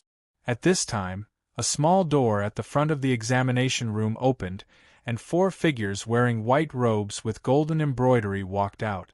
There were 2 men and 2 women, and the youngest among them was around 30 years old. Their expressions were cold and solemn, and they didn't like to smile. "Silence," one of the old men in his 50s said coldly. The venue was silent. "The exam time is 1 hour. The old man waved to the maid next to him. The latter handed an hourglass and put it on the table. The old man pressed his palm on the hourglass and looked around at the crowd. "I hope you remember what kind of quality a magistrate should have. If I see anyone trying to cheat, you will be punished according to the law. You will be detained for a month." Dozens of people in the audience looked at each other and didn't dare to make a sound. Dean winked at Jenny. Jenny was nervous, but when she saw Dean's funny expression, she couldn't help but smile. After a moment, the exam began. The hourglass turned upside down and the sand slowly passed. Dean looked at the paper in his hand, holding the quill pen to answer. He had seen many of the questions, so he wrote the answers after thinking a little. However, there were still some questions that gave him a headache. He only felt that he had seen them vaguely, but he couldn't remember them clearly. After all, his knowledge of the law was completely from the scavenger special training. He squeezed out a little time every day to learn. If you are the proposed legal person, where do you think the law needs to be improved? Dean looked at the last question and slightly raised his eyebrows. This question tested the overall understanding of the law. If the content of the answer was the law that had been implemented or the law that had been abolished in the early days, it would naturally expose that his understanding of the law was not comprehensive enough. Dean thought for a moment but still decided to write. If I am the proposed legal person, the first rule will be to abolish slavery and aristocracy. If you want to achieve equality in front of the law, you must achieve equality in the value of life. There is no distinction between high and low. Time's up. At this time, the old man in front of him shouted. Dean immediately put down the pen. Jenny, who was next to him, also quickly looked at him. Both of them exchanged glances and immediately understood that the other side had finished the paper. After a moment, the papers were collected. Everyone, please go back and wait for the notice in 3 days, the old man said.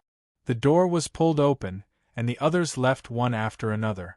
Dean said to Jenny, "Shall I send you back?" Jenny's face reddened. "My aunt sent me here today. She is waiting for me outside." Dean smiled. "See you in 3 days." "Okay." The two said goodbye to each other at the gate. Dean looked at Jenny, who was taken away by a lady in a white velvet coat. They sat in a spacious and exquisite aristocratic carriage. Dean retracted his eyes and entered his own carriage to leave. After returning to the Hunter headquarters, Dean saw that it was still early, so he went back to the scattering field to continue practicing. The young instructor saw him and asked him about the exam. Finally, he told him not to be distracted and to focus on his duties as a hunter. In the blink of an eye, 3 days had passed. Dean said goodbye to the young instructor in advance. After breakfast, He left the hunter headquarters and drove to the magistrate. There were dozens of other people waiting for the results on the same day. It was still early when Dean arrived. He didn't wait for long before he saw Jenny's carriage coming from the end of the street. After a moment, the door of the carriage opened. Jenny walked out of the carriage with the help of a knight of the Bourong family. She looked up at the crowd for a moment and soon saw Dean's figure. Both of them smiled as they looked at each other. "You are early." Jenny came forward and smiled. Dean winked. "The early hunter gets the bird." Jenny suddenly remembered the words of the last time and couldn't help but laugh. The two of them chatted in low voices. A moment later, the door to the magistrate court opened and a serious-looking old man stepped forward. He read out the names one by one. Anyone whose name was read out represented that they had passed the exam and were now apprentice priests. "Jenny Bourong," the old man read out. Jenny was relieved when she heard her name. She patted her chest with a happy face. "Dean," the old man read out again. Dean was also relieved. When he handed in the answer sheet, his heart was hanging, because he knew that he was not sure of the answers to several questions. He was purely relying on luck, but he didn't expect that he would still be qualified. "Great!" Jenny clapped in surprise when she heard Dean's name. Dean saw her happy appearance, and his heart was warm. He smiled. "We will work together in the future." Jenny's face reddened. "Do you still want to be a scavenger?" Dean was surprised. He couldn't help but think of the desolate and cruel scene outside the giant wall. Now that he had obtained the status of a trainee, as long as he wanted, he could completely leave the hunter establishment and live the life of a trainee. Or he could be an ordinary person, just like Peter and other senior members of the scavenger headquarters. Most of them were retired hunters. He hesitated as he thought of this. No one liked to live a precarious life of killing. Even senior hunters were in danger of dying outside the giant wall. Jenny suddenly realized that this was a choice that would determine his future. She hesitated for a moment. "If it's too dangerous outside the giant wall as my father said, then I think you should not go." Dean looked up at her. There was a moment of impulse in his heart. He wanted to agree, but in the end he shook his head slightly.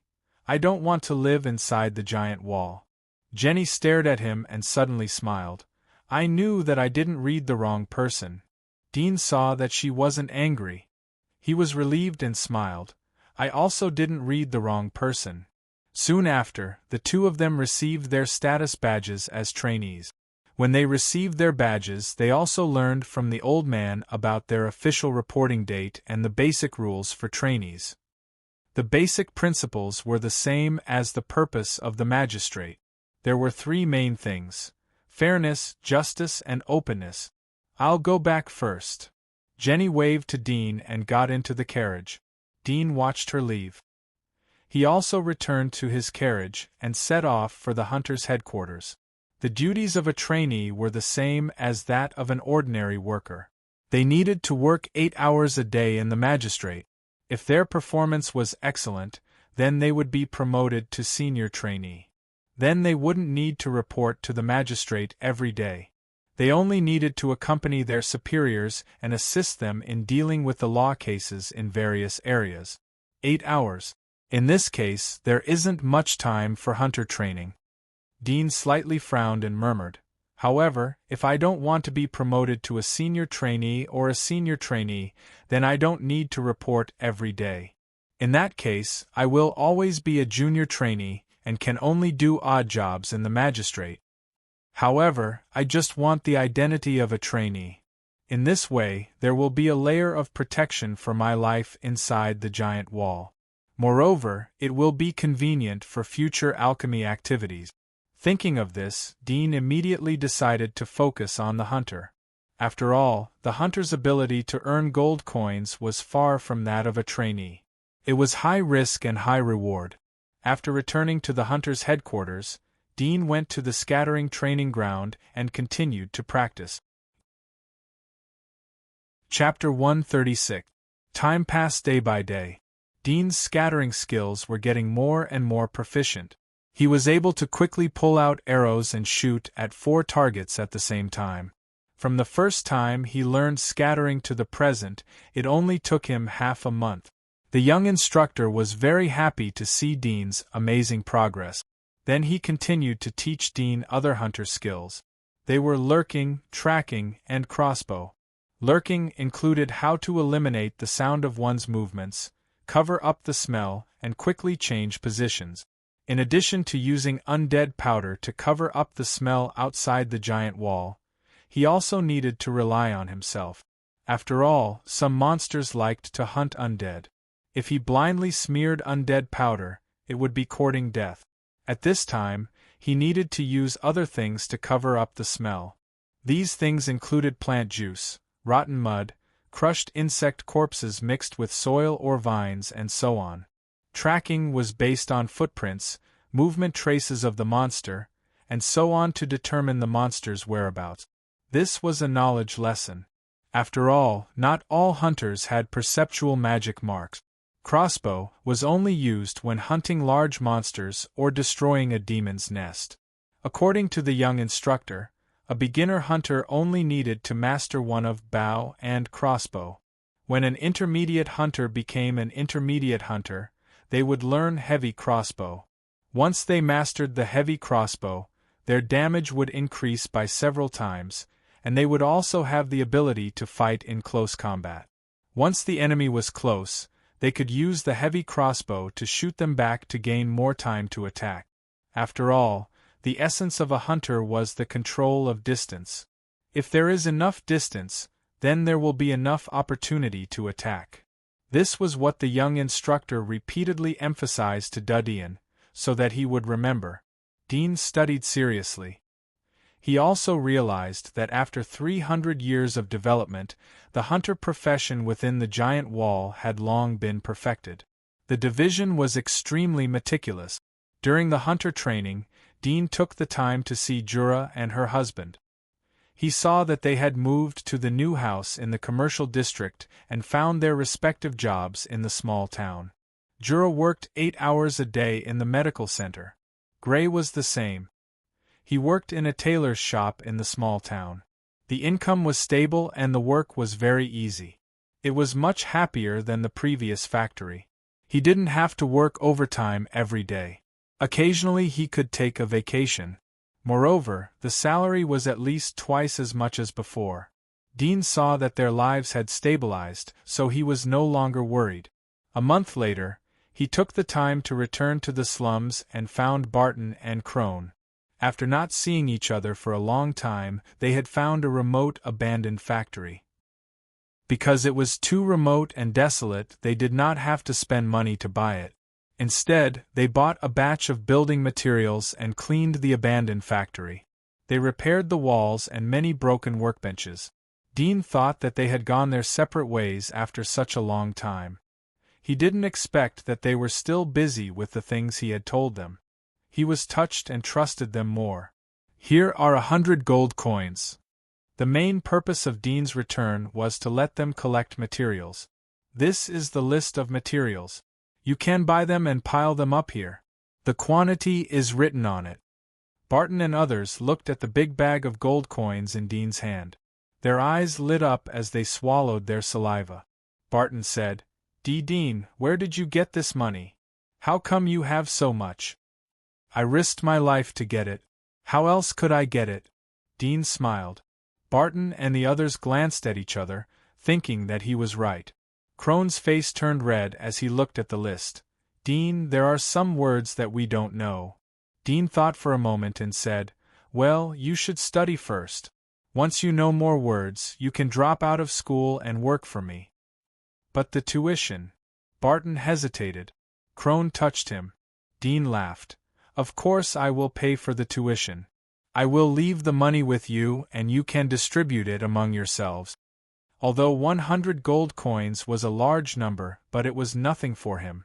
Moreover, he wanted to quickly cultivate Barton and others. First of all, he wanted them to have the ability to manage money and restrain their desire for money. If they had run away with 100 gold coins, Dean could have withdrawn early. Hearing Dean's words, several people's eyes lit up with excitement. Barton was happy but hesitated. It's a lot of money. If we lose it, it depends on your ability. Dudian laughed. They looked at each other with a solemn expression. After lunch, Dean went back to the commercial district by car. In his heart there was still some worry. Although Barton and others were alert and clever, but they were too young and needed to be cultivated. At the same time, he had to prepare a way out for himself. In addition to the daily and boring hunter training, Dean would go to the magistrate once a month to avoid being disqualified as a trainee. Dean would see Jenny every time he went to the magistrate. Every time he chatted with this girl, Dean would feel very good. It was as if he had found another version of himself. He found that Jenny was completely different from other noble girls. She was not snobbish at all, and her character was very easygoing. From hobbies to ideals, they talked about almost everything. Dean came to the magistrate more often. Sometimes he would come 3 to 4 times a month or even more. In the blink of an eye, more than half a year had passed. Dean came out of the magistrate's office on Puss Avenue. He looked at the gray sky. It was the black snow season, so the air was particularly cold. The particles in the thick radioactive clouds blocked the sun. Even during the daytime, the weather was gray. From time to time, black snowflakes would fall on the houses and the street. The passers-by were scared and hurried to avoid them. Black snow was the same as the disaster rain. It was an existence that people avoided. The wind outside is so strong. Jenny, who came out from the back, tightened her woolen coat, and her rosy cheeks immediately faded a little. Dean saw her pale face and felt sorry for her. He took off his coat and put it on her shoulders.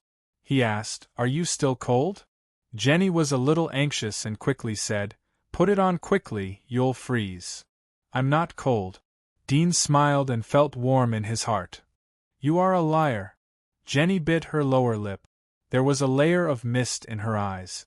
She said, "The last time it rained you covered me from the rain, but you got wet. The result was that you got sick the next day." Dean froze for a moment. He didn't expect her to remember this matter. It was 3 months ago. It was the Black Death season. The temperature was extremely high and there was very little rain. That day was Jenny's vacation day. The two had an appointment to go out to play, but it suddenly rained. He didn't expect that with his physique, he would catch a cold.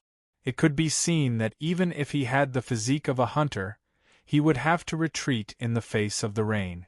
"Why are you so good to me?" Jenny grabbed Dean's clothes and looked up at him.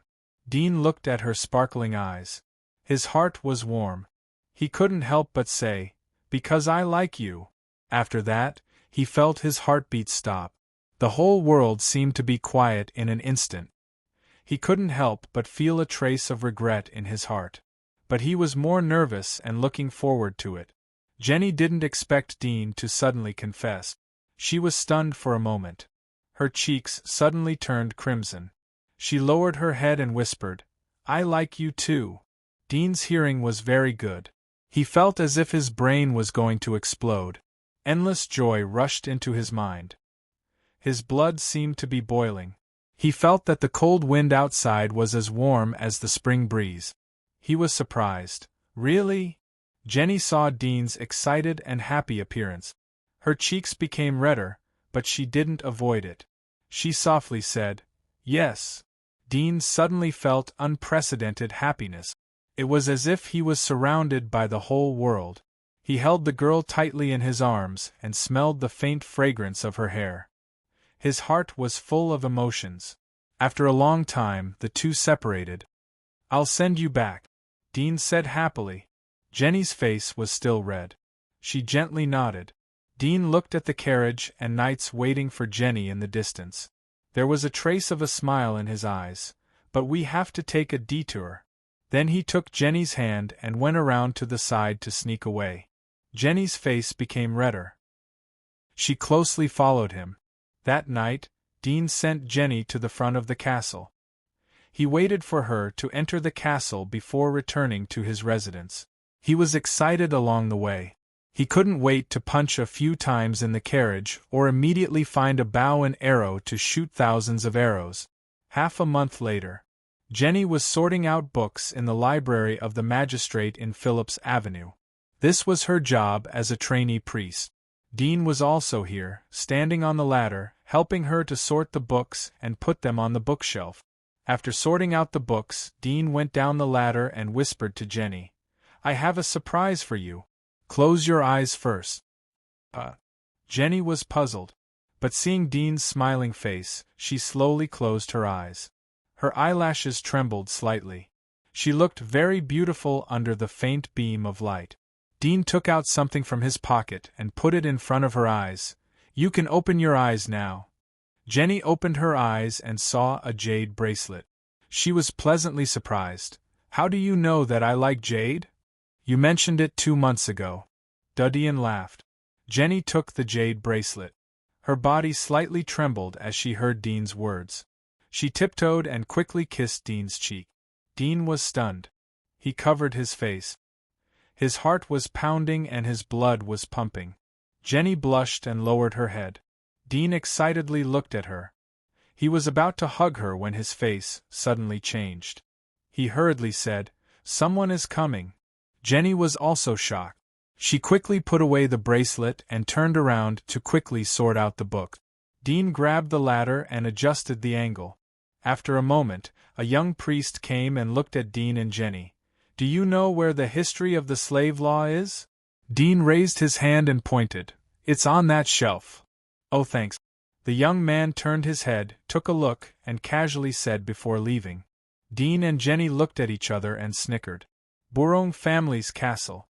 One of them was a very spacious and luxurious room. There were 2 rows of tall bookshelves filled with books. There were some antique porcelain and carvings next to them. There were rare oil paintings on the wall. At the moment, a middle-aged figure was sitting on the sofa. He was holding a book in his hand. He looked at the middle-aged butler in front of him. "I heard that Miss has been very close to a trainee priest recently?" The middle-aged butler heard the dull tone of his voice. He was a little scared. "Yes, master." "Go and investigate the background of that person." The middle-aged figure indifferently said, "Yes." The middle-aged butler quickly complied. In the blink of an eye, a year had passed. Dean stood on the side of the street, patiently waiting for Moss's arrival. Suddenly, a familiar smell floated into his nose. His eyes lit up. After a moment, he saw an exquisite carriage coming from the end of the street and stopped in front of Dean. Jenny jumped out of the carriage and threw herself into Dean's arms. She happily said, "I have good news for you. Do you want to hear it?" Dean held her body and laughed. "What's the good news?" "It's a great thing." Jenny blinked her eyes. She couldn't suppress the excitement on her face.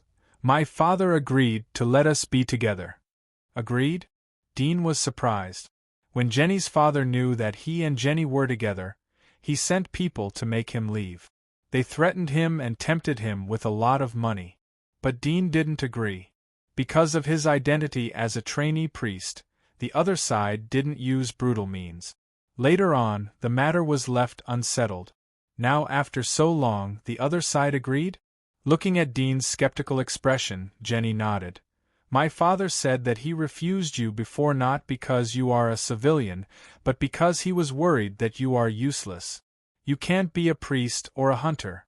So he said that this time he will personally arrange a hunting task for you.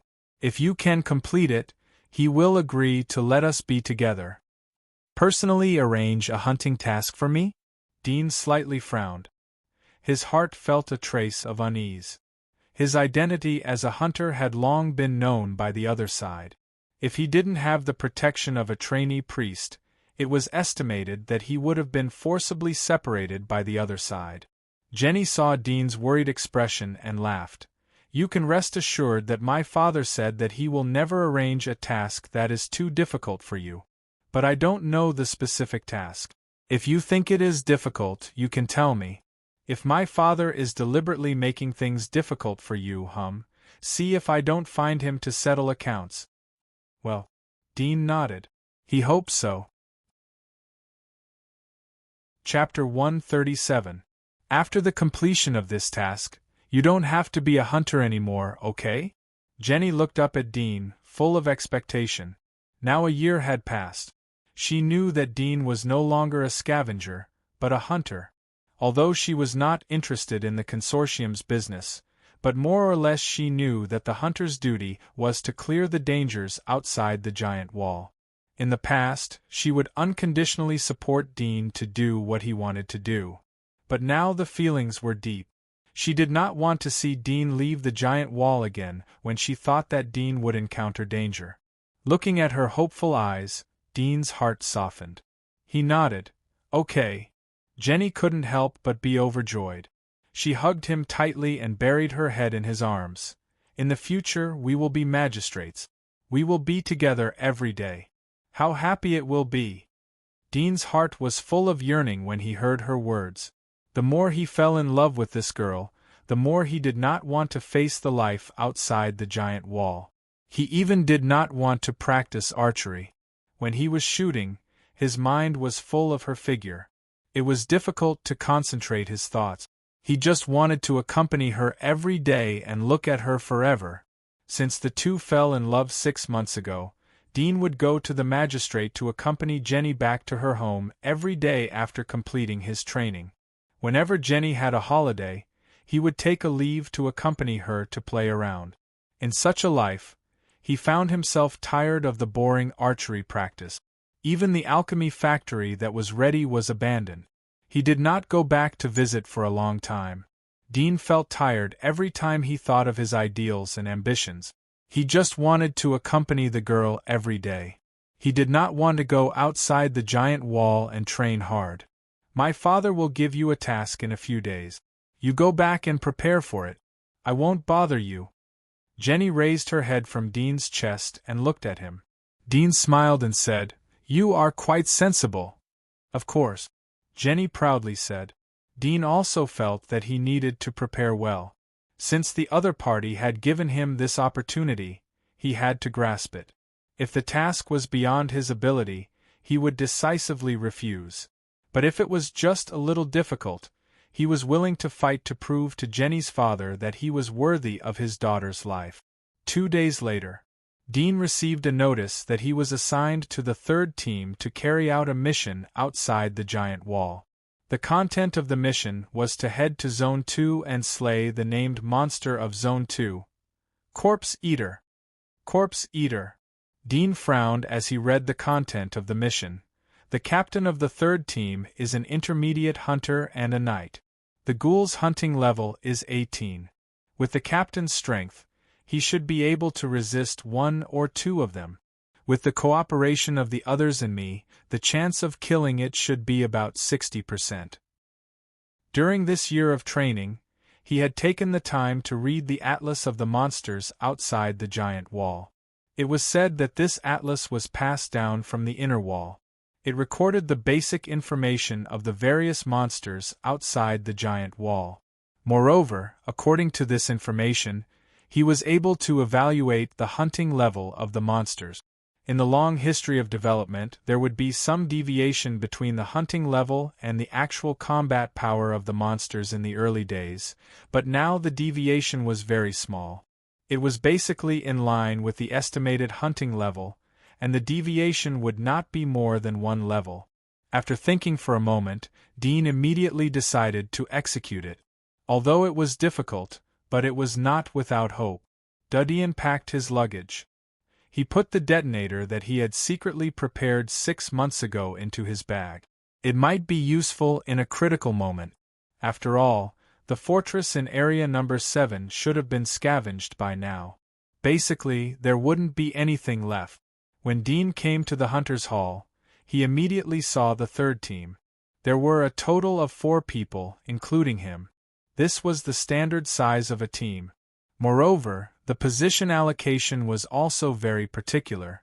Each team must have a knight or a defensive warrior, and the same was true for hunters. The remaining 3 vacancies could be filled at will, either 2 thieves or 3 knights. Are you Dean? Among the 4 people, A tall youth took the initiative to ask when he saw Dean. Dean said apologetically, "Sorry, I'm late." Another female hunter in her early 20s was carrying a crossbow on her back. She looked at the newcomer and could not help but say, "What is going on? The people above have drunk too much. This is assessed as an intermediate task. How could they let a rookie join the mission? Do they think our lives are worth shit?" "That's right, Captain. Could the higher-ups have made a mistake?" Another warrior carrying a giant sword said. From the shape of the sword, it was clear that most of them were defensive swordsmen, not offensive swordsmen like Linda. "This is the decision of the top. Don't talk about it. Get ready to go." The tall youth slightly waved his hand to stop the two from continuing to talk. He said to Dean, "I heard that your magic marks are fear.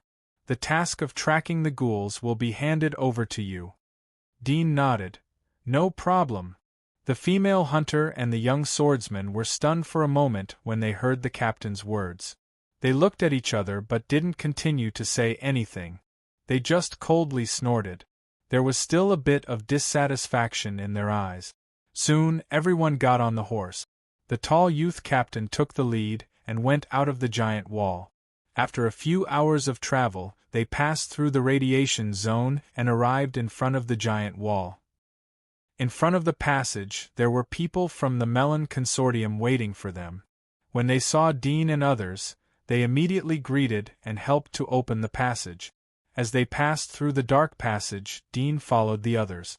As usual, he stopped in front of the goddess of the hunt engraved on the wall and prayed. Then he left the passage and came to the outside of the giant wall.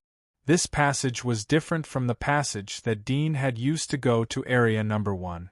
Outside was not a giant forest, but a desolate plain. The ground was full of rubble. Under the rubble, the outline of the foundation of the building was faintly visible. "Let's go." It was obviously not the first time for the tall youth to come here. After a quick glance, he confirmed that there was no danger around. He took out a map from his backpack and looked at it. He took the lead to lead the way.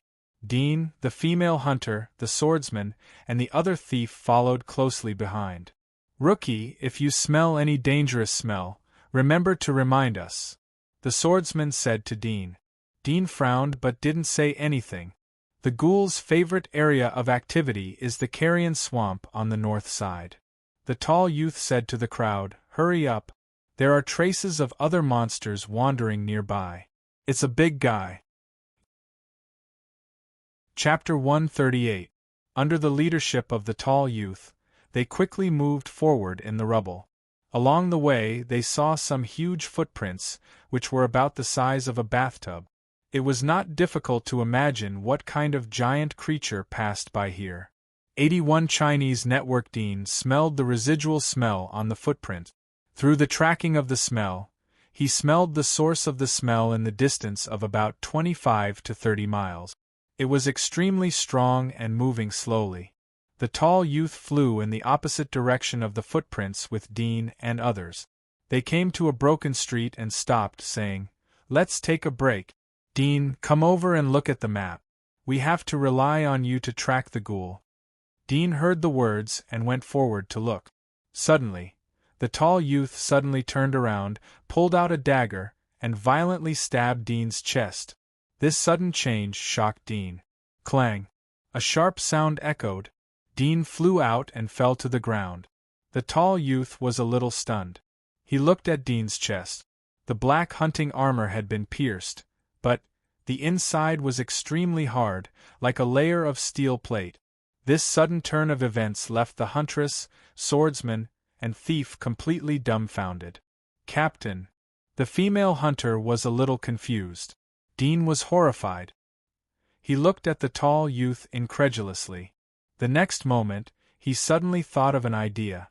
His whole body suddenly turned cold. He quickly climbed up from the ground, turned around and ran.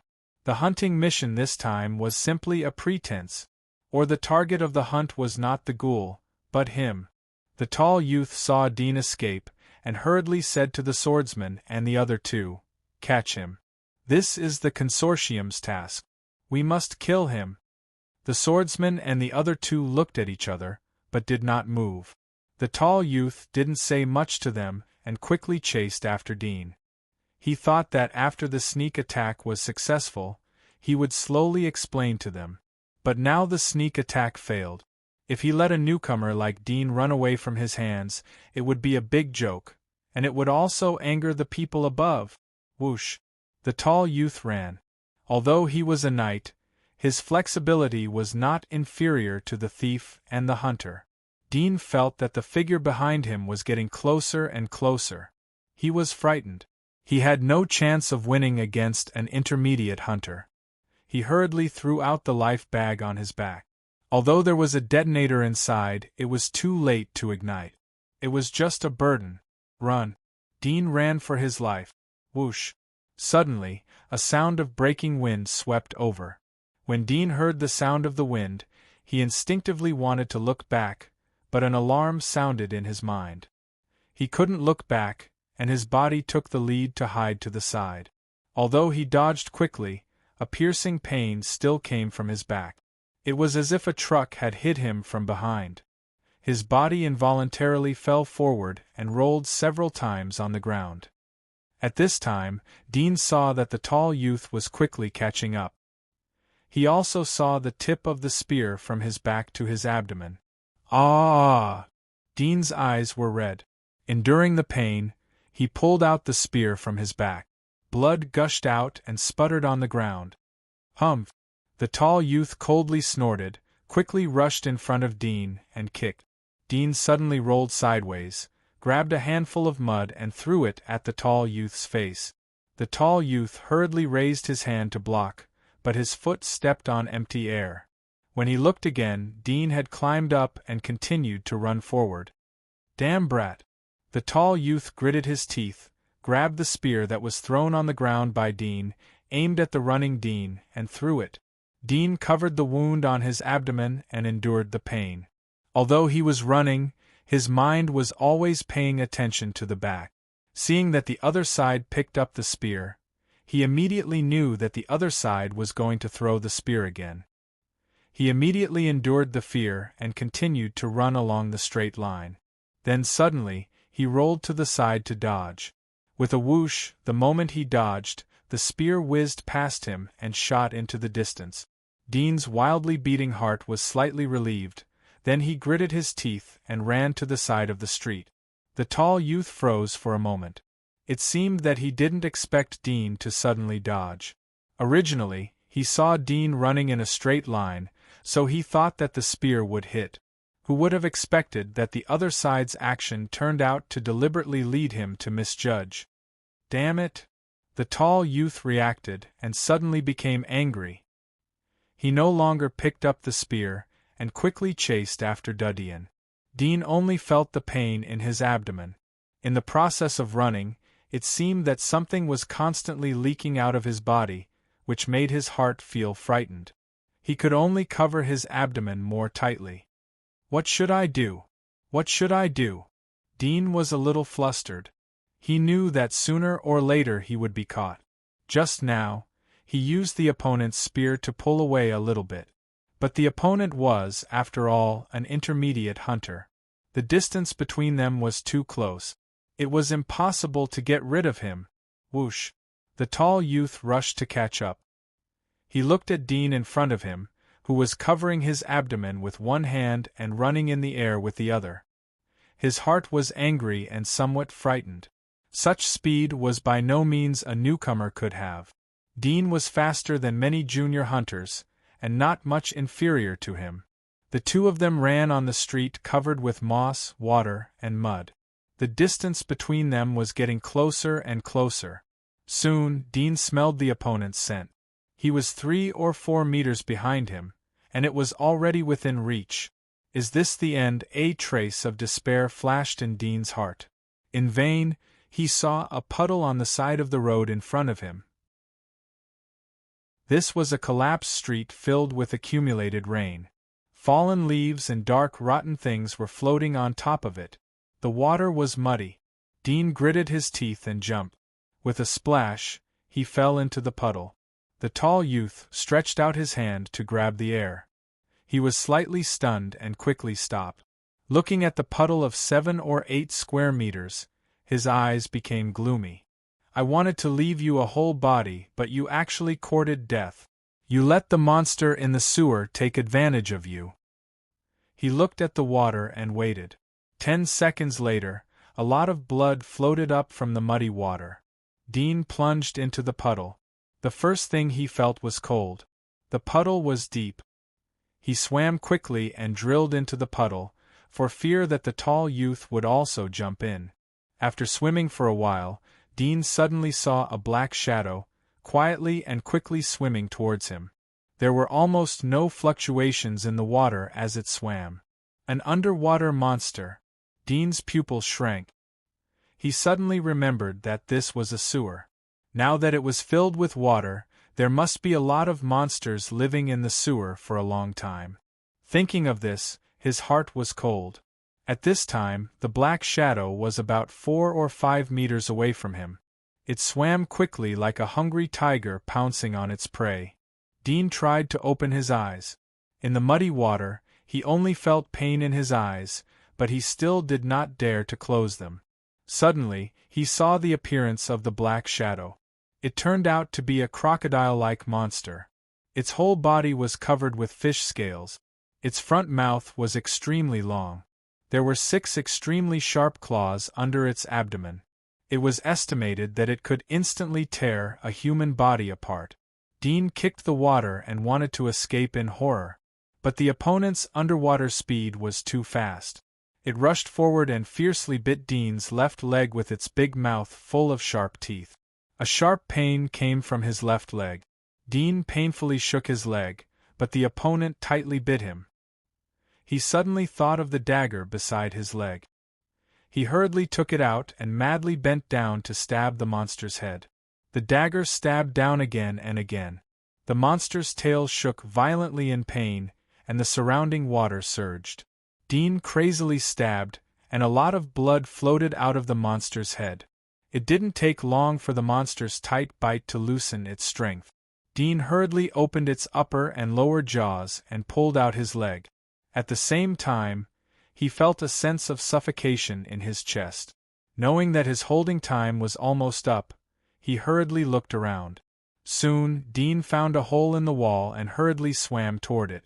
The hole was a drain leading to the sewer. Dean pulled the rotting steel bars across the hole. The steel bars were broken with a gentle pull. Dean immediately drilled into the hole. The hole was facing upwards. Dean looked inside for a moment and finally surfaced. He couldn't help but gasp for breath. At the same time, he saw the surrounding environment. It turned out to be a moss-covered toilet. The tall youth looked at the water in the puddle. As the water surged, a lot of blood floated out and dyed the turbid water light red. At this time, the hunter and others caught up and looked at the blood in the puddle. They looked at the tall youth in bewilderment. "Captain, why?" The tall man tilted his head to look at them and said indifferently, "This is a mission from the higher-ups, and it's from the blonde family. Each of you will be given 1,000 gold coins to keep your mouths shut. You'd better not leak what happened today, or I won't be able to protect you." The hunter and the other 2 looked at each other. Dean didn't dare to break the toilet. The distance between him and the tall youth was less than 20 meters. It was easy to alarm the tall youth. He vaguely remembered that there were several collapsed buildings nearby. He should have come to one of the buildings along the sewer. He gently gasped. He didn't dare to let his breath be too loud. His body was still soaked in the water. His palms were tightly covering the side of his abdomen. After soaking in the water, he felt that the wound on his back was getting more and more painful. It seemed that blood was constantly flowing out of it. After a moment, Dean smelled the scent of the hunter and others. He immediately held his breath and sank his head into the water again. He didn't dare to make the slightest movement. He was afraid that they had perceptive magic marks and could find his position. When he couldn't hold his breath again, Dean carefully floated his head out of the water. He controlled his chest to slowly inhale a trace of air. At the same time, he smelled their scent. He felt that they were still in front of the puddle. He couldn't help but feel a little nervous. He faintly felt that it was too dangerous here. He immediately took a deep breath and sank into the water. He continued to swim along the previous hole. He secretly prayed that he wouldn't encounter underwater monsters again. He swam along the wall of the sewer. Although the light inside was dim, fortunately, his vision wasn't affected by the darkness. After swimming for more than 10 meters, he saw a huge seaweed-like monster in the distance. Its whole body was floating like seaweed-like tentacles. The monster seemed to smell the blood on his body. It immediately swam over slowly. Dean was scared and stopped in a hurry. He looked around and saw another hole similar to the previous one. He immediately drilled into it. After entering this passage, Dean quickly swam up. The position exposed to the water was still a toilet, but this toilet had long been smashed. The surroundings were flat. Dean saw a rotten and dark skeleton not far away. The ground was full of rotten dust and some unknown monster feces. At this time, Dean smelled the smell of the tall youth and others in front of the puddle. He turned back along the original road. It seemed that they were worried about the underwater monster and gave up jumping in to search. After all, Dean was seriously injured and there was blood on his body. The hope of surviving underwater was close to zero. Moreover, although these hunters often went outside the giant wall to hunt monsters, they didn't know the structure under the ruins of the city. Dean quietly felt that they had gone far away. His tense heart also relaxed. At this moment, he felt pain in his feet. Then countless cold and soft things wrapped around his legs and climbed all the way to his upper body. Dean suddenly thought of the seaweed-like underwater monster. He was scared and hurriedly climbed out of the toilet. Although the area under the toilet was very small, the surrounding ground had been soaked in water. The concrete had long been rotten. Dean pushed hard and broke a hole. He crawled out and looked back. He saw that the tentacles of the seaweed-like monster were like green snake. The top of the tentacles opened a sharp mouth and gnawed his body. Fortunately, he had the hunter armor to block, so he wasn't bitten too seriously. Dean felt numb. He held the dagger and madly stabbed it. The monster was in pain. The green snake-like tentacles bit Dean's face. Dean hurriedly waved the dagger and cut it off. The monster screamed in pain. The tentacles wrapped around Dean's body suddenly retracted. Its body slid into the puddle near the toilet. Blood floated on the surface of the water. Dean was relieved when he saw that the monster was scared away. He didn't dare to stay here any longer. He carefully climbed out of the collapsed building. "I have to deal with the wound as soon as possible." Dean felt the pain in his thighs and back. His face was ugly, but he didn't dare to stay in the vicinity for a long time. He didn't want the monster to suddenly turn back. He took off the hunter armor and threw it into the roadside water. Then he took out a soaked gauze from the first aid kit and wrapped it around the wound. He found some vines and green leaves and crushed them. He let the plant juice mix with the bloody smell to suppress the spread of the blood. Then he washed the blood off the hunter armor and smeared mud on it. He put it on his body. The smell of rotten mud wafted from his body. "I have to leave here as soon as possible. Once I'm targeted by a large monster, I'll be dead." Dean was very nervous. Concealing the smell was a relatively safer method. But in front of some level hunter monsters, this kind of camouflage was useless. 2 days passed in the blink of an eye. Dean appeared at the border of Area Number 2. From the surrounding buildings, he could vaguely see the flag of the Melon Consortium. There was also the emblem of fuel sprayed on the ground. It symbolized that this was the territory of the Melon Consortium. In front is Area Number 9. From Area Number 6 I can go to Area Number 9. Dean crossed a flag, clutched his abdomen, and limped into Area Number 6. In the past 2 days, he almost didn't dare to clean the wounds on his body. All the first aid items on his body were soaked in the water, and lost their effect. Only a few bottles of hemostatic medicine had a little effect, but the wound was infected by the water and had rotted. He had to cut off the wound and bandage it. Cutting off the festering tissue also meant that there would be a bloody smell. In a dangerous area like Area Number 2, Dean could only endure the rotting of the wound. He only hoped to return to Area Number 9 as soon as possible. It was the closest safe area to him. I didn't expect that his purpose was to kill me and not to test me. Dean's heart was full of pain and sadness. He thought that his father-in-law was really merciful. Like Jenny said, he didn't despise his civilian identity. He didn't expect that he was too naive and overestimated his value. In the eyes of the other, he may be a humble worm. How could he allow such a worm to drag down his daughter? This matter Jenny shouldn't know. Dean recalled Jenny's happy appearance before leaving. From her every move, it was obvious that she was kept in the dark. This made his heart feel a lot better. Before returning to the giant wall, I have to improve my strength as soon as possible. Otherwise, he will send consortium assassins to assassinate me. Even the magistrate won't be able to help me. At most, the consortium will lose an assassin. Dean secretly said, "As long as I am careful of his plot, even if he is a noble, he has no right to kill me.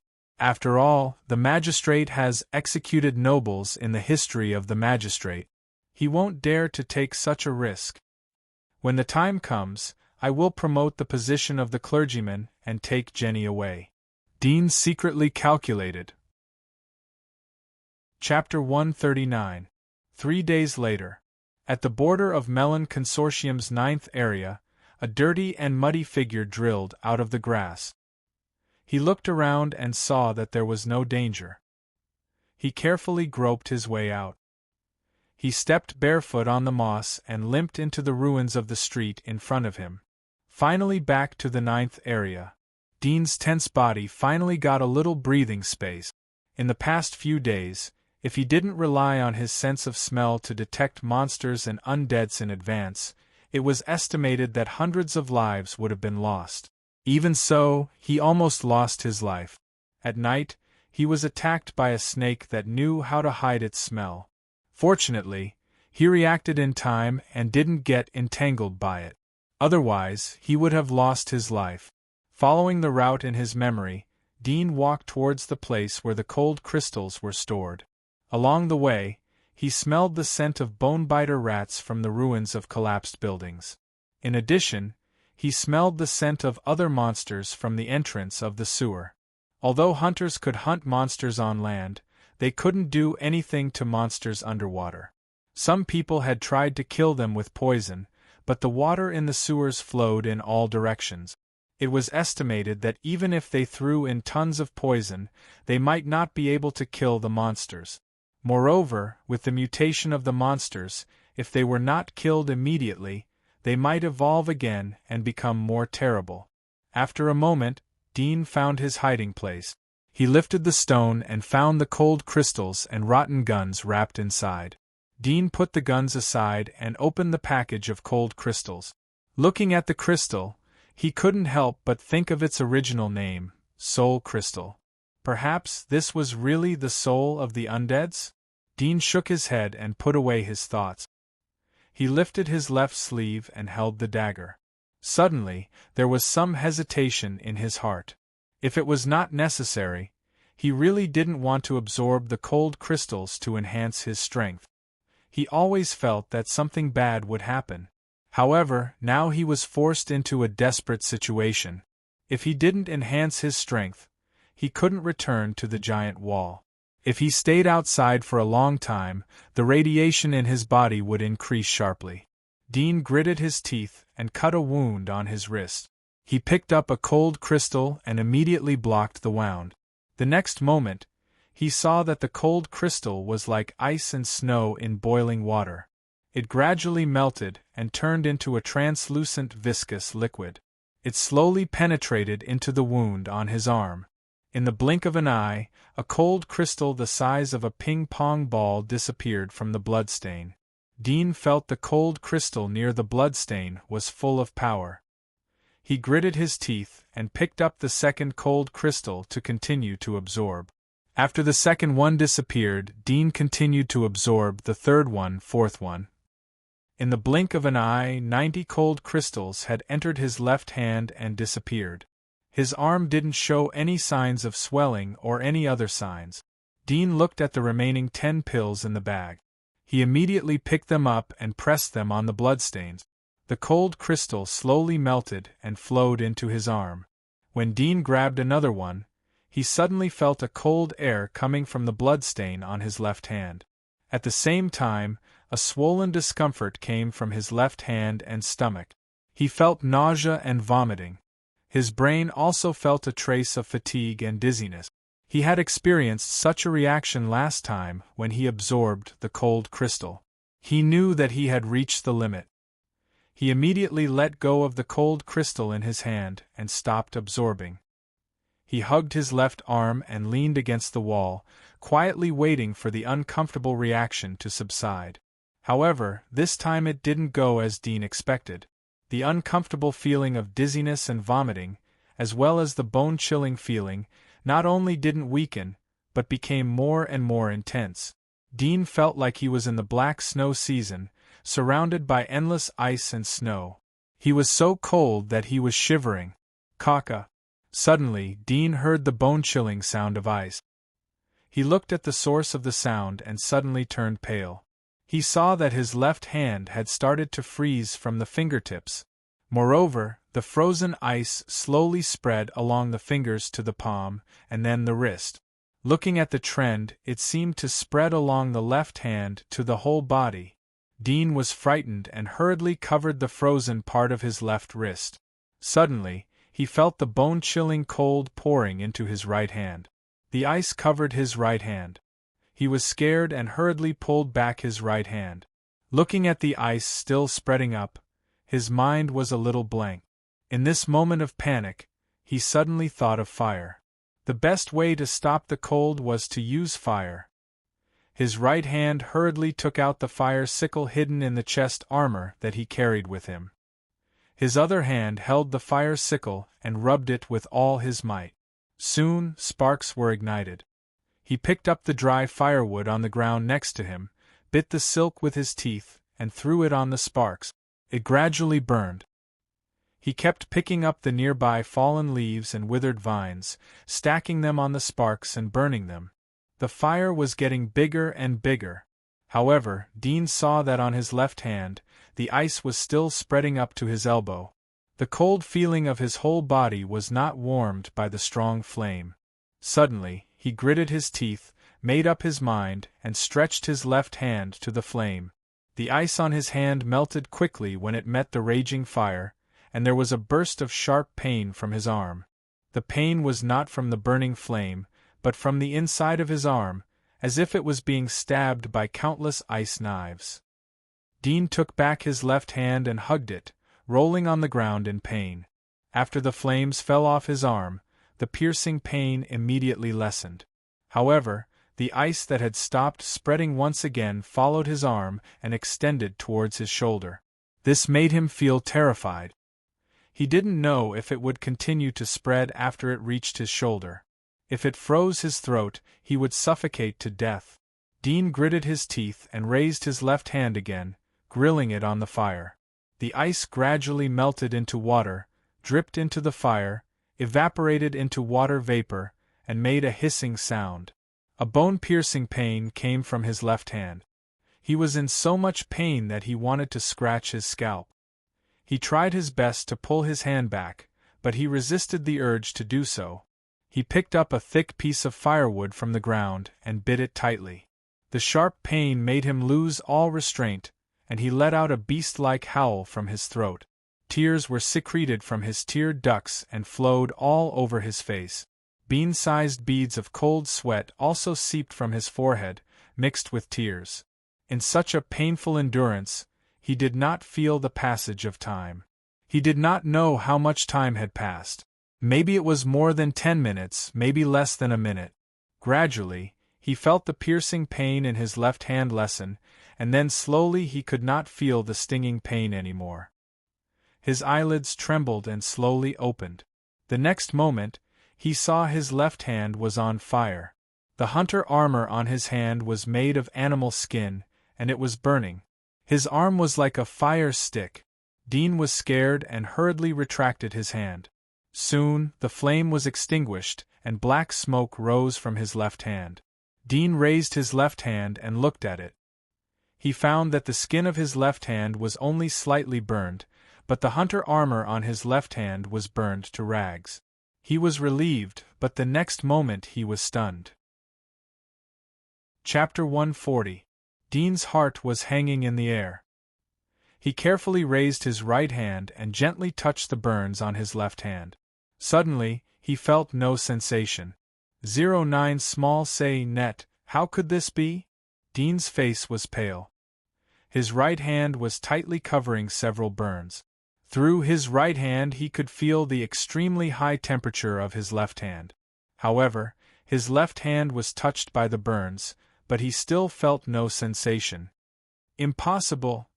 Dean angrily raised his left hand and smashed it on the ground. Bang! A deep pit appeared on the ground. Dean was stunned. He raised his left hand and tried to make a fist. He saw that his fingers could move freely. When he wanted to make a fist, his left hand could make a fist. However, even if he made a fist, his left hand still couldn't feel it. He couldn't even feel the touch of his fingers on his palm. This feeling was very strange. He could clearly see the movement of his left hand and even control his left hand, but he couldn't feel his left hand being controlled by his brain. Dean gradually calmed down. He repeatedly looked at his left hand in his heart. Suddenly, he thought of the pit on the ground. He raised his left hand and grabbed the stone next to him. Bang! As soon as he grabbed it, the stone shattered in his palm. This stone was a concrete stone, and it had long been rotten. Originally, Dean wanted to smash it easily, but he absolutely didn't feel like now. He almost couldn't feel his own strength, but it was broken. Dean changed his right hand and continued to grab another stone. The touch was clear. He gently exerted force, and with a bang, the stone shattered again. Dean was suddenly relieved. It seemed that it wasn't because his left hand had lost feeling that he used too much force, but his strength had indeed improved. Dean took out the black bow from the storage next to him. This was the bow of Byrne, Linda's brother.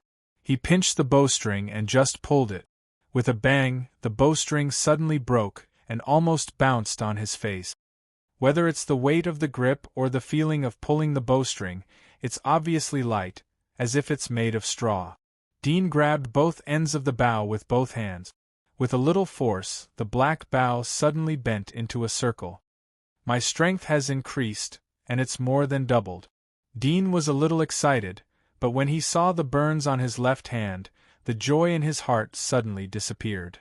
Although my strength has increased, but my left hand is equivalent to a waste.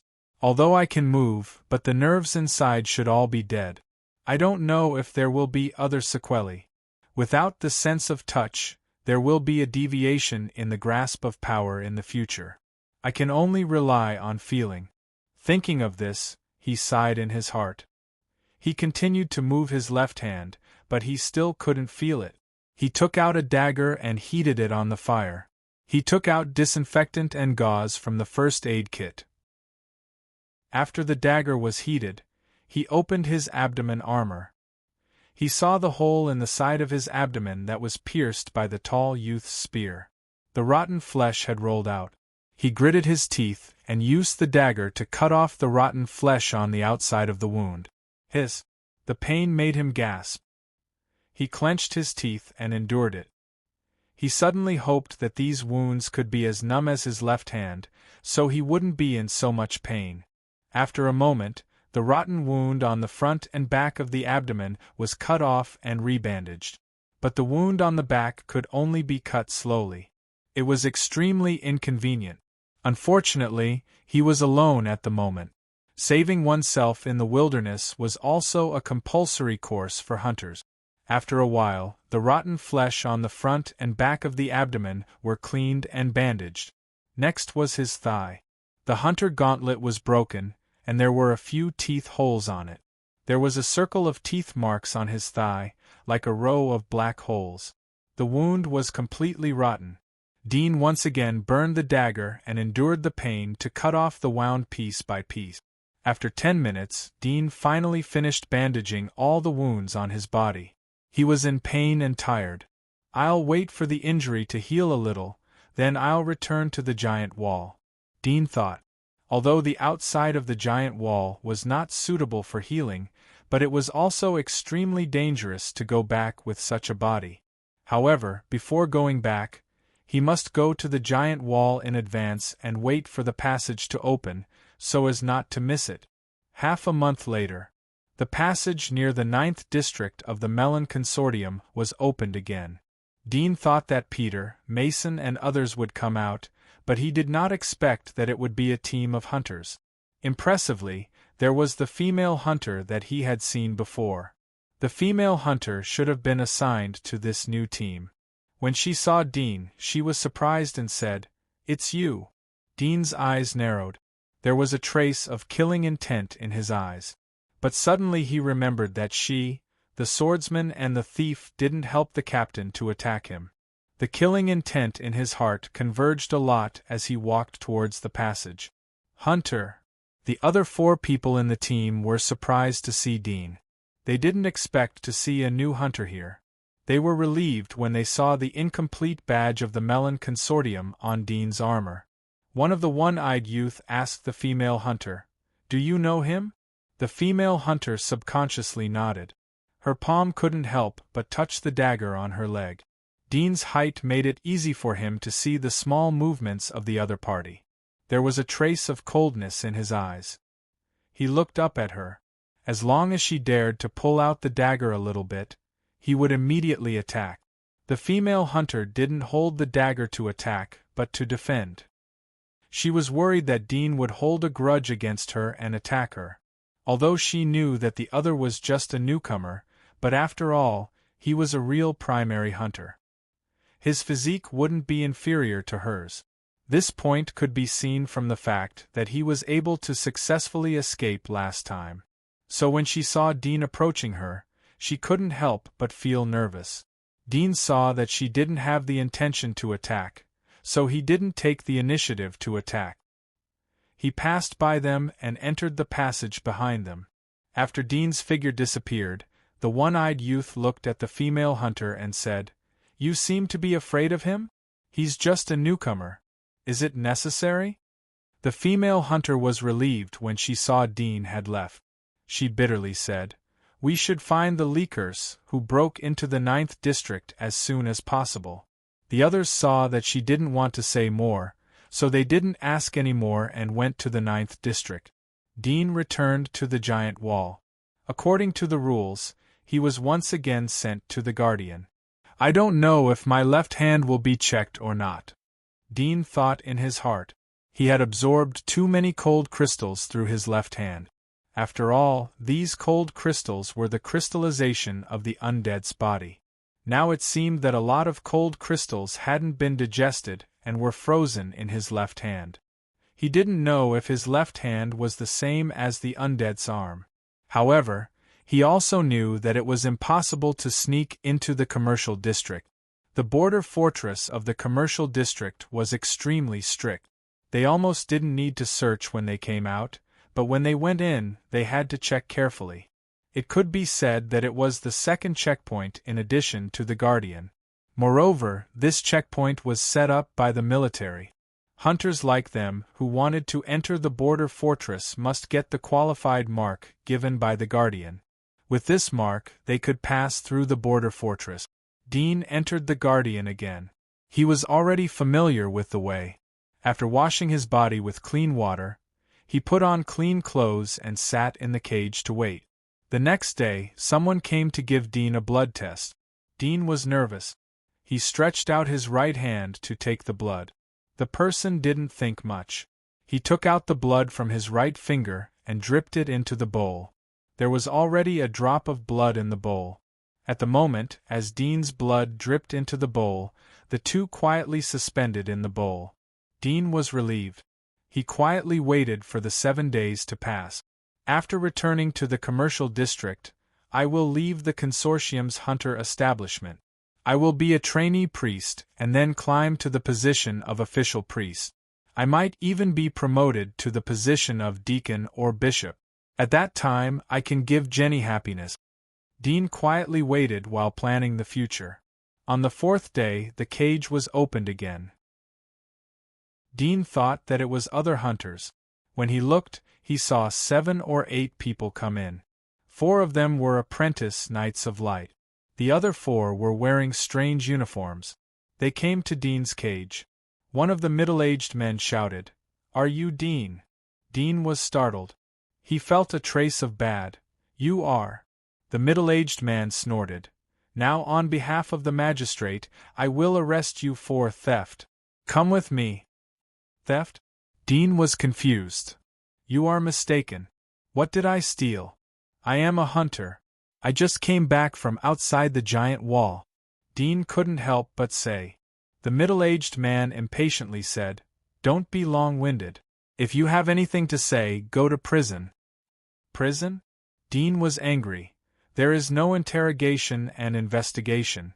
What qualifications do you have to put me in prison?" "My words are the qualifications," the middle-aged man sneered.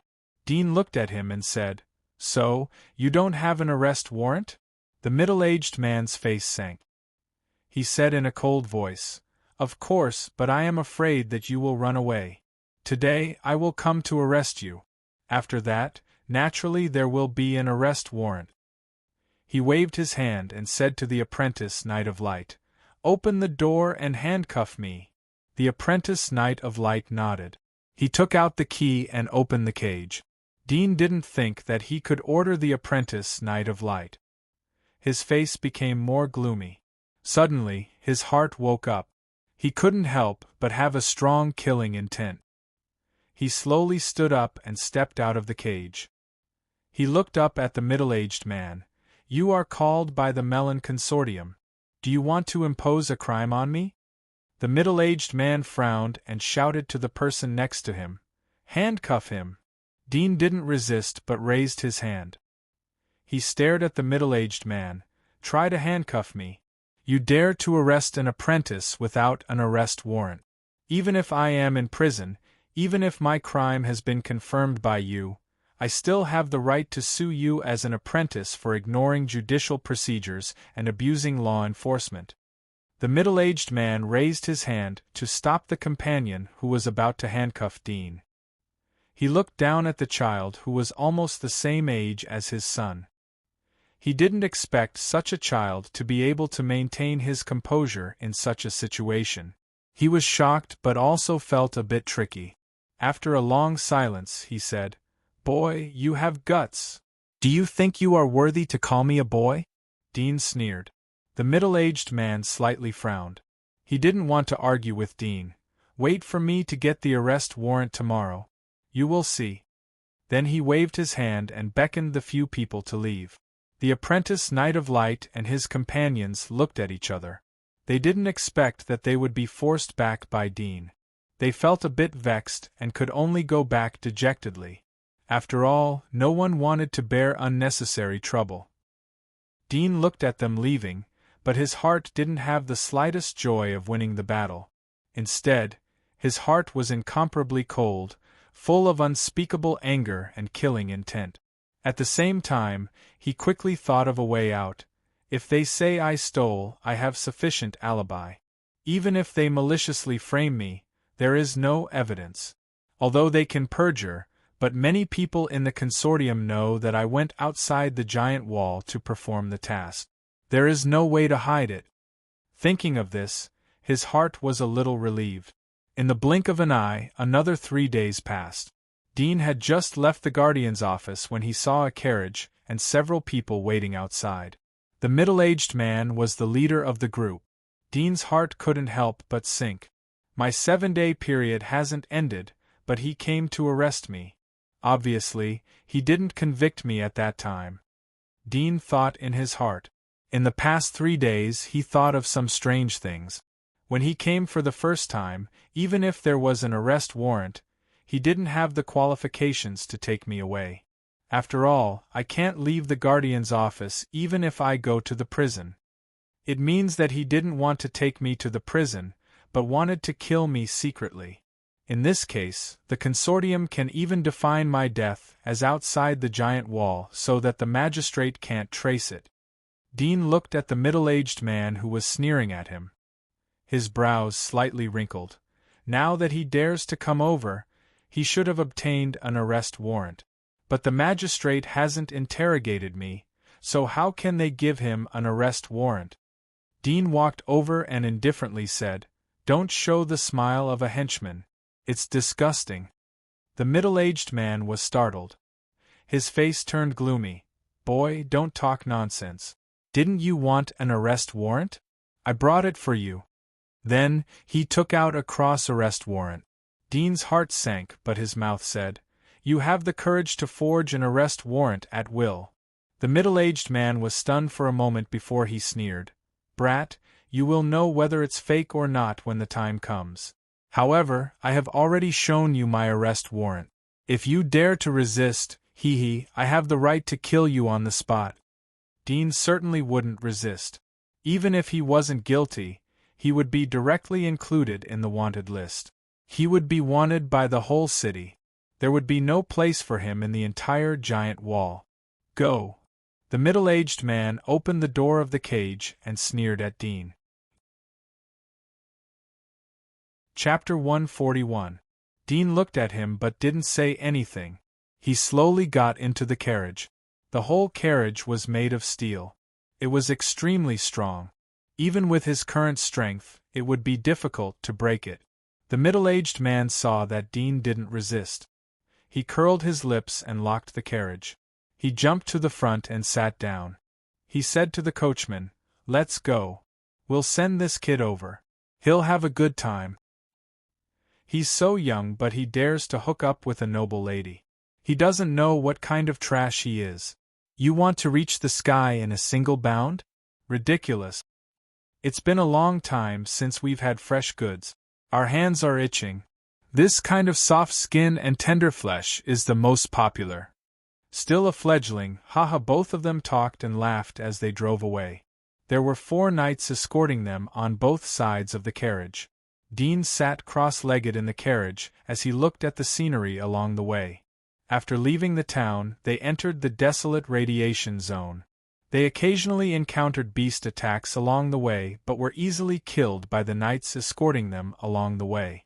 After passing through the border fortress's inspection, everyone entered the fortress and came to a remote wilderness.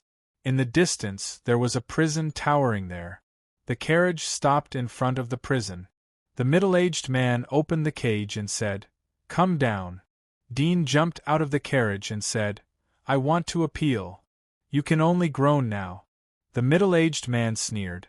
"Do you think you still have a chance to go to court? From the moment you arrived here, you have been a mute. No one will hear your words. When the ruling notice comes down, you will have no chance to turn things around. If you want to blame someone, blame yourself for overestimating yourself. You should have been a hunter and earned wealth for the consortium. Why did you have to seduce a noble lady? You're courting death." Dean stared at him coldly. "Are you the warden?"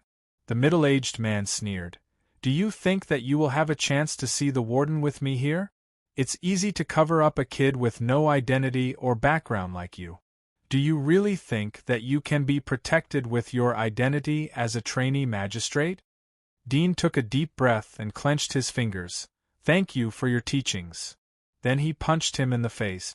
With a bang, the middle-aged man fell backward. His nose was broken, and blood flowed out. Everyone was shocked by the sudden attack. No one expected that Dean would dare to sneak attack the warden in front of the prison gate. The middle-aged man fell to the ground, covering his face with one hand, desperately trying to stop the blood. He screamed, "Kill him!" Knights of the magistrate pulled out their weapons. Spears and swords of the magistrate rushed towards Dean. However, Dean didn't fight with them as they had imagined. Instead, he turned around and ran. As he ran, he shouted at the top of his lungs, "Murder! Murder!" His voice traveled into the prison, and in an instant, many people rushed over from the prison castle. Stop! The prison gate was pulled open, and 7 or 8 people ran out. The leader was a woman wearing glasses. She had a hot figure. She angrily shouted as she saw Dean and the 8 knights of the magistrate running away. The 8 knights of the magistrate quickly stopped and looked at each other. Dean immediately ran in front of the woman and said, "They have received black money to kill me. I want to appeal. Are you the warden?" The woman looked at him and slightly frowned. "I'm the secretary of the warden. If you want to appeal, I can help you apply. But I don't know if the higher-ups will approve it or not." Dean was overjoyed. Thank you, thank you." The middle-aged man covered his nose and came over. His face was ugly as he looked at Dean. His eyes were full of killing intent and anger. He said to the woman, "Secretary Leah, this kid was the first to complain. He obviously wanted to sneak attack me to escape. Attacking the warden is a serious crime. He should be executed immediately." The woman's face sank. "Look at your embarrassing appearance. You were beaten by a child. It's a disgrace. Also, you better pay attention to your words. We are only responsible for the detention of prisoners. We don't have the right to execute them. Don't talk nonsense and implicate the entire prison." The middle-aged man's face changed as he bowed his head. "Yes." The woman turned to Dean and said in a cold voice, "You better behave after entering the prison. No matter what the reason is, I won't let you off lightly." Dean immediately nodded. His attitude was very sincere.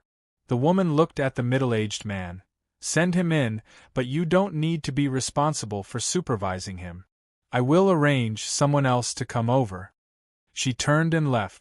After she left, the middle-aged man turned his head and looked at Dean fiercely. He lowered his voice and said, "Little devil, don't think that your life can be safe. As long as I am here, I will absolutely make you wish you were dead." Dean said in a cold voice, "Still not leading the way?" The middle-aged man clenched his fists in anger, but gritted his teeth and continued to lead the way. In a luxurious office on the top floor of the prison. Oh, this kid turned out to be a hunter. In front of the desk, a bald man was sitting on a chair. He took the information from Leah's secretary and scanned it.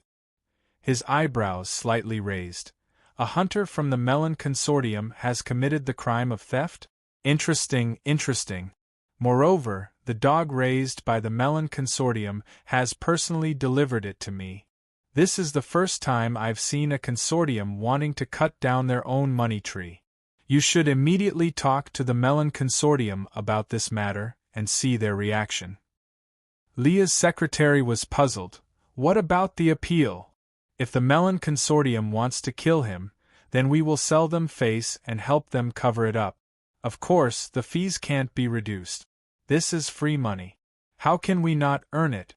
The bald middle-aged man smiled and said, "Moreover, this matter is also beneficial to our consortium." "I know." Leah's secretary nodded. Dean sat in an independent prison cell, quietly waiting. "I don't know if the Melon Consortium will bribe the warden after they get the news." He was worried. "I have to think of other ways to get out. As long as I can get the opportunity to appeal, then I will have the opportunity to prove that I am wronged.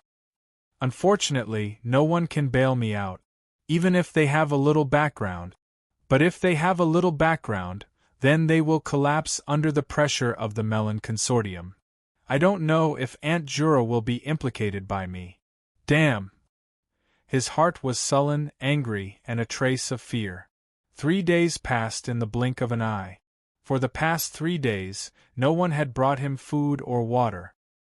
He also understood that although there was a new person in charge of supervising him, that person had most likely been bribed by the middle-aged man. As for him, he was just a prisoner. Perhaps it would only take a silver coin for someone to mercilessly hurt another stranger. However, the most worrying thing in his heart was that there was no movement outside for 3 days. There should be no hope to appeal. Dean looked at the glimmer of light outside the window. There was some sadness in his heart, but there was more despair and anger, as well as a strong killing intent. I can only escape from here. Otherwise, I will be trapped here and suffer humiliation. If I escape from here, I will live in the darkness for the rest of my life.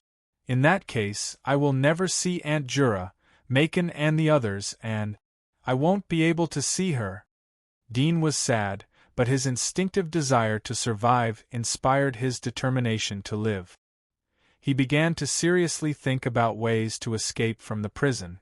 In the blink of an eye, 2 days passed. On this day, the cage suddenly opened. Dean, who was leaning against the wall to sleep, slightly opened his eyes and thought, "The opportunity has come."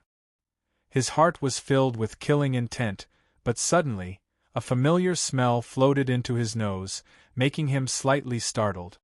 Dean. At this moment, an incredible voice came, panicked. "You, how did you become like this?" Dean was shocked when he heard the voice. He couldn't help but stare at the source of the voice. He saw Jenny in a white dress standing in front of the dim cage.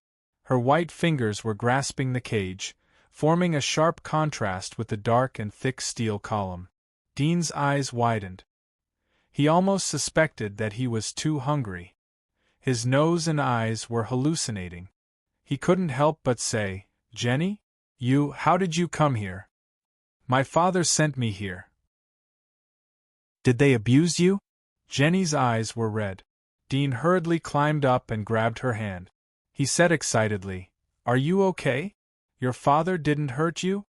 Jenny was startled. She immediately broke away from his hand and stepped back. She rubbed the tears in her eyes and bit her lower lip. "Don't say that about my father. He won't hurt me.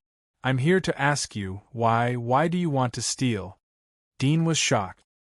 He felt that the blood that had just boiled suddenly became cold again. Moreover, it was cold to the bottom of his heart, and there was a bone-piercing pain. He thought bitterly in his heart, "Yes, you are your father's precious daughter. He will naturally not hurt you. Why should I worry?" He looked at the pure white girl and said bitterly, "Do you also think I will steal?" Jenny gritted her teeth. "The evidence is conclusive. I found a Dragon Mountain ruby from the Milan family in your safe. It is one of the 3 treasures of the Milan family. There is no second one in the world. Why did you do this?" Dean's body trembled as he clenched the iron column of the cage. "If I say that I don't know the Milan family and have never seen the ruby, will you believe me? Why are you lying to me?"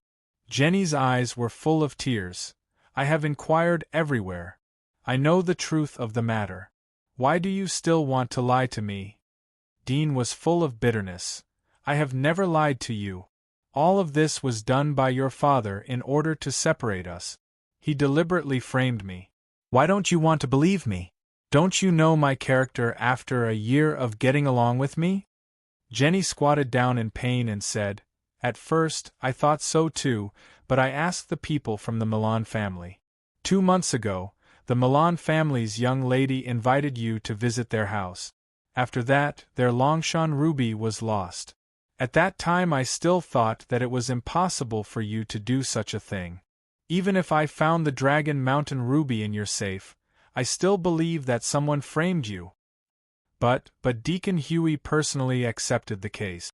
After a few weeks of investigation, he verified that it was indeed you who stole it." Dean was startled. He suddenly understood. No wonder they didn't interrogate him but issued an arrest order. It turned out that Deacon Deacon had accepted the case and investigated it clearly. However, he knew very well that he had never seen Miss Milan at all. All of this was false. It was all a false accusation. The deacon should have been bought by your father," Dean gloomily said. Jenny angrily raised her head. "Don't talk about my father again." Dean's tears almost fell. He said bitterly, "Do you believe in your father so much?" Jenny slightly gritted her teeth and said, "It's not that I believe you, but you really did it.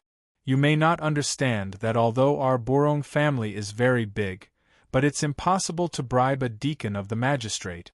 The deacon is very noble and pure. It's impossible for him to be bewitched by money. Moreover, this deacon has nothing to do with our family. So he has no reason to slander you. Dean bitterly said, No one can't be tempted by money. Even the deacon of the magistrate is no exception. Even the Knights of Light of the Holy Church are no exception. Jenny looked up at him and suddenly wiped away her tears. Her expression gradually calmed down as she said, Because you are a thief. You love money, so you think that everyone is the same. The books say that in the eyes of the despicable, everyone is despicable. In the eyes of the noble, everyone is noble. Dean clenched the iron pillar. If you no longer believe me, then why did you come here? Jenny's body trembled and her eyes reddened. I just want you to admit it. As long as you admit it, I don't care about all this. I can still be with you. I can forgive you for your crimes. But you still refuse to repent. You even tried to frame my father and slander the clergy to cover up your crimes. I'm really disappointed in you. Disappointed? Dean smiled, but tears fell down from his eyes. You would rather believe an outsider, a deacon of the magistrate, than me. You are right. I am guilty. My sin is that I am too stupid and naive. I thought that we can break the shackles of love between nobles and civilians. My sin is that I overestimated my capabilities. I thought that you would follow me to the ends of the earth.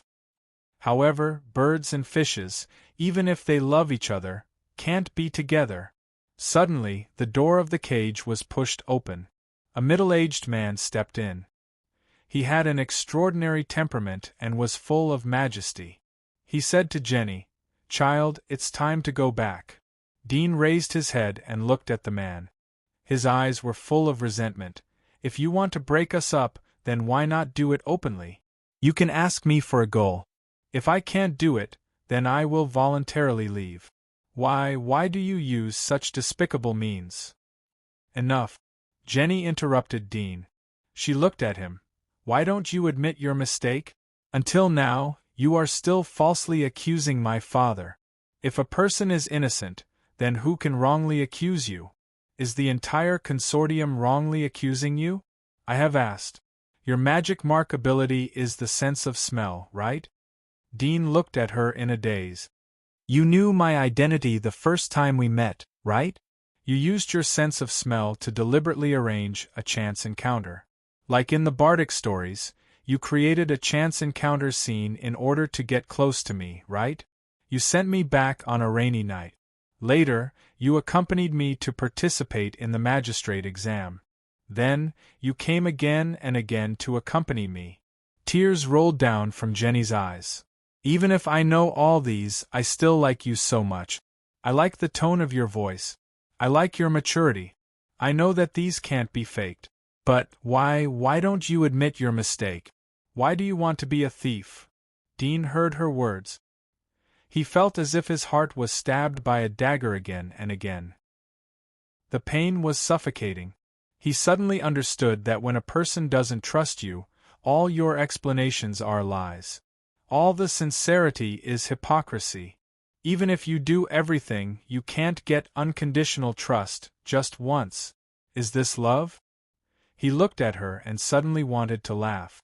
For you, I am willing to give up everything, even my own ideals. For you, I even gave up myself, willing to live the life you like. Because of your father's calculation, I almost lost my life in this hunt. However, all of this did not exchange for a good end. Instead, he became a despicable person, a dirty thief. He felt ridiculous. How foolish he was. He should have known that there would not be a good end. It was ridiculous that he held hope, humble and pitiful hope. He thought that as long as he treated her sincerely, he could overcome all difficulties. Naivety in exchange for calculation. His good intentions were met with framing. He looked up and laughed. He laughed so hard that he coughed. The middle-aged man looked at Dean indifferently and said to Jenny, "Let's go." Jenny looked at the crazy Dean and hesitantly asked the middle-aged man, "Father, will he be all right?" Middle-aged man smiled. "It's just a theft, although the value of the things he stole is enough to sentence him to 200 years in prison. But I have talked to the Milan family and they will reduce his sentence. We will use our family's network to help reduce his sentence. At most he will be released after 3 to 5 years. Although this method is a bit illegal, but I hope he is on his own." Jenny was relieved. She took a deep look at Dudian. Her eyes were red again. She held back her tears and turned away. Dean looked at her back. He instinctively wanted to reach out to stop her, but he put down his hand. He suddenly understood that once something was lost, it would be difficult to get it back. He was silent as he stood in the cage. Like a cold and hard stone, it stood still and silent. 2 days later, another person came from outside. It was the middle-aged man who was previously injured by Dean. His nose was bandaged with gauze. When he pushed the door and came in, he saw Dean standing straight like a corpse, motionless. He was shocked, but then he found that Dean was not hanging. He was relieved and said coldly, "Stop pretending to be mysterious. Brat, wake up." Dean didn't respond, as if he didn't hear anything. Middle-aged man sneered and took out a sheepskin scroll. "This is the notice from the magistrate. Your verdict has come out. Death sentence is suspended. You will be sent to Thornflower Prison. The verdict will be executed after 5 years." Dean, who had been standing still for 2 days, moved slightly and slowly raised his head. His eyes slowly swept over the parchment in the middle-aged man's hand, and then moved to the middle-aged man's face. His lips revealed a smile. Seeing this smile, the smile on the middle-aged man's face suddenly disappeared, and he felt his hair stand on end. Sylvia's giant wall calendar year 305 Black Snow Season. Dean, who was only 13 years old, was escorted to the number 1 prison of the outer wall, a Thornflower Prison. He became the youngest prisoner in the last 50 years of Thornflower Prison. You're tuning in to the Phoenix Nights YouTube channel. Don't forget to subscribe and join us on this journey to catch the most captivating stories.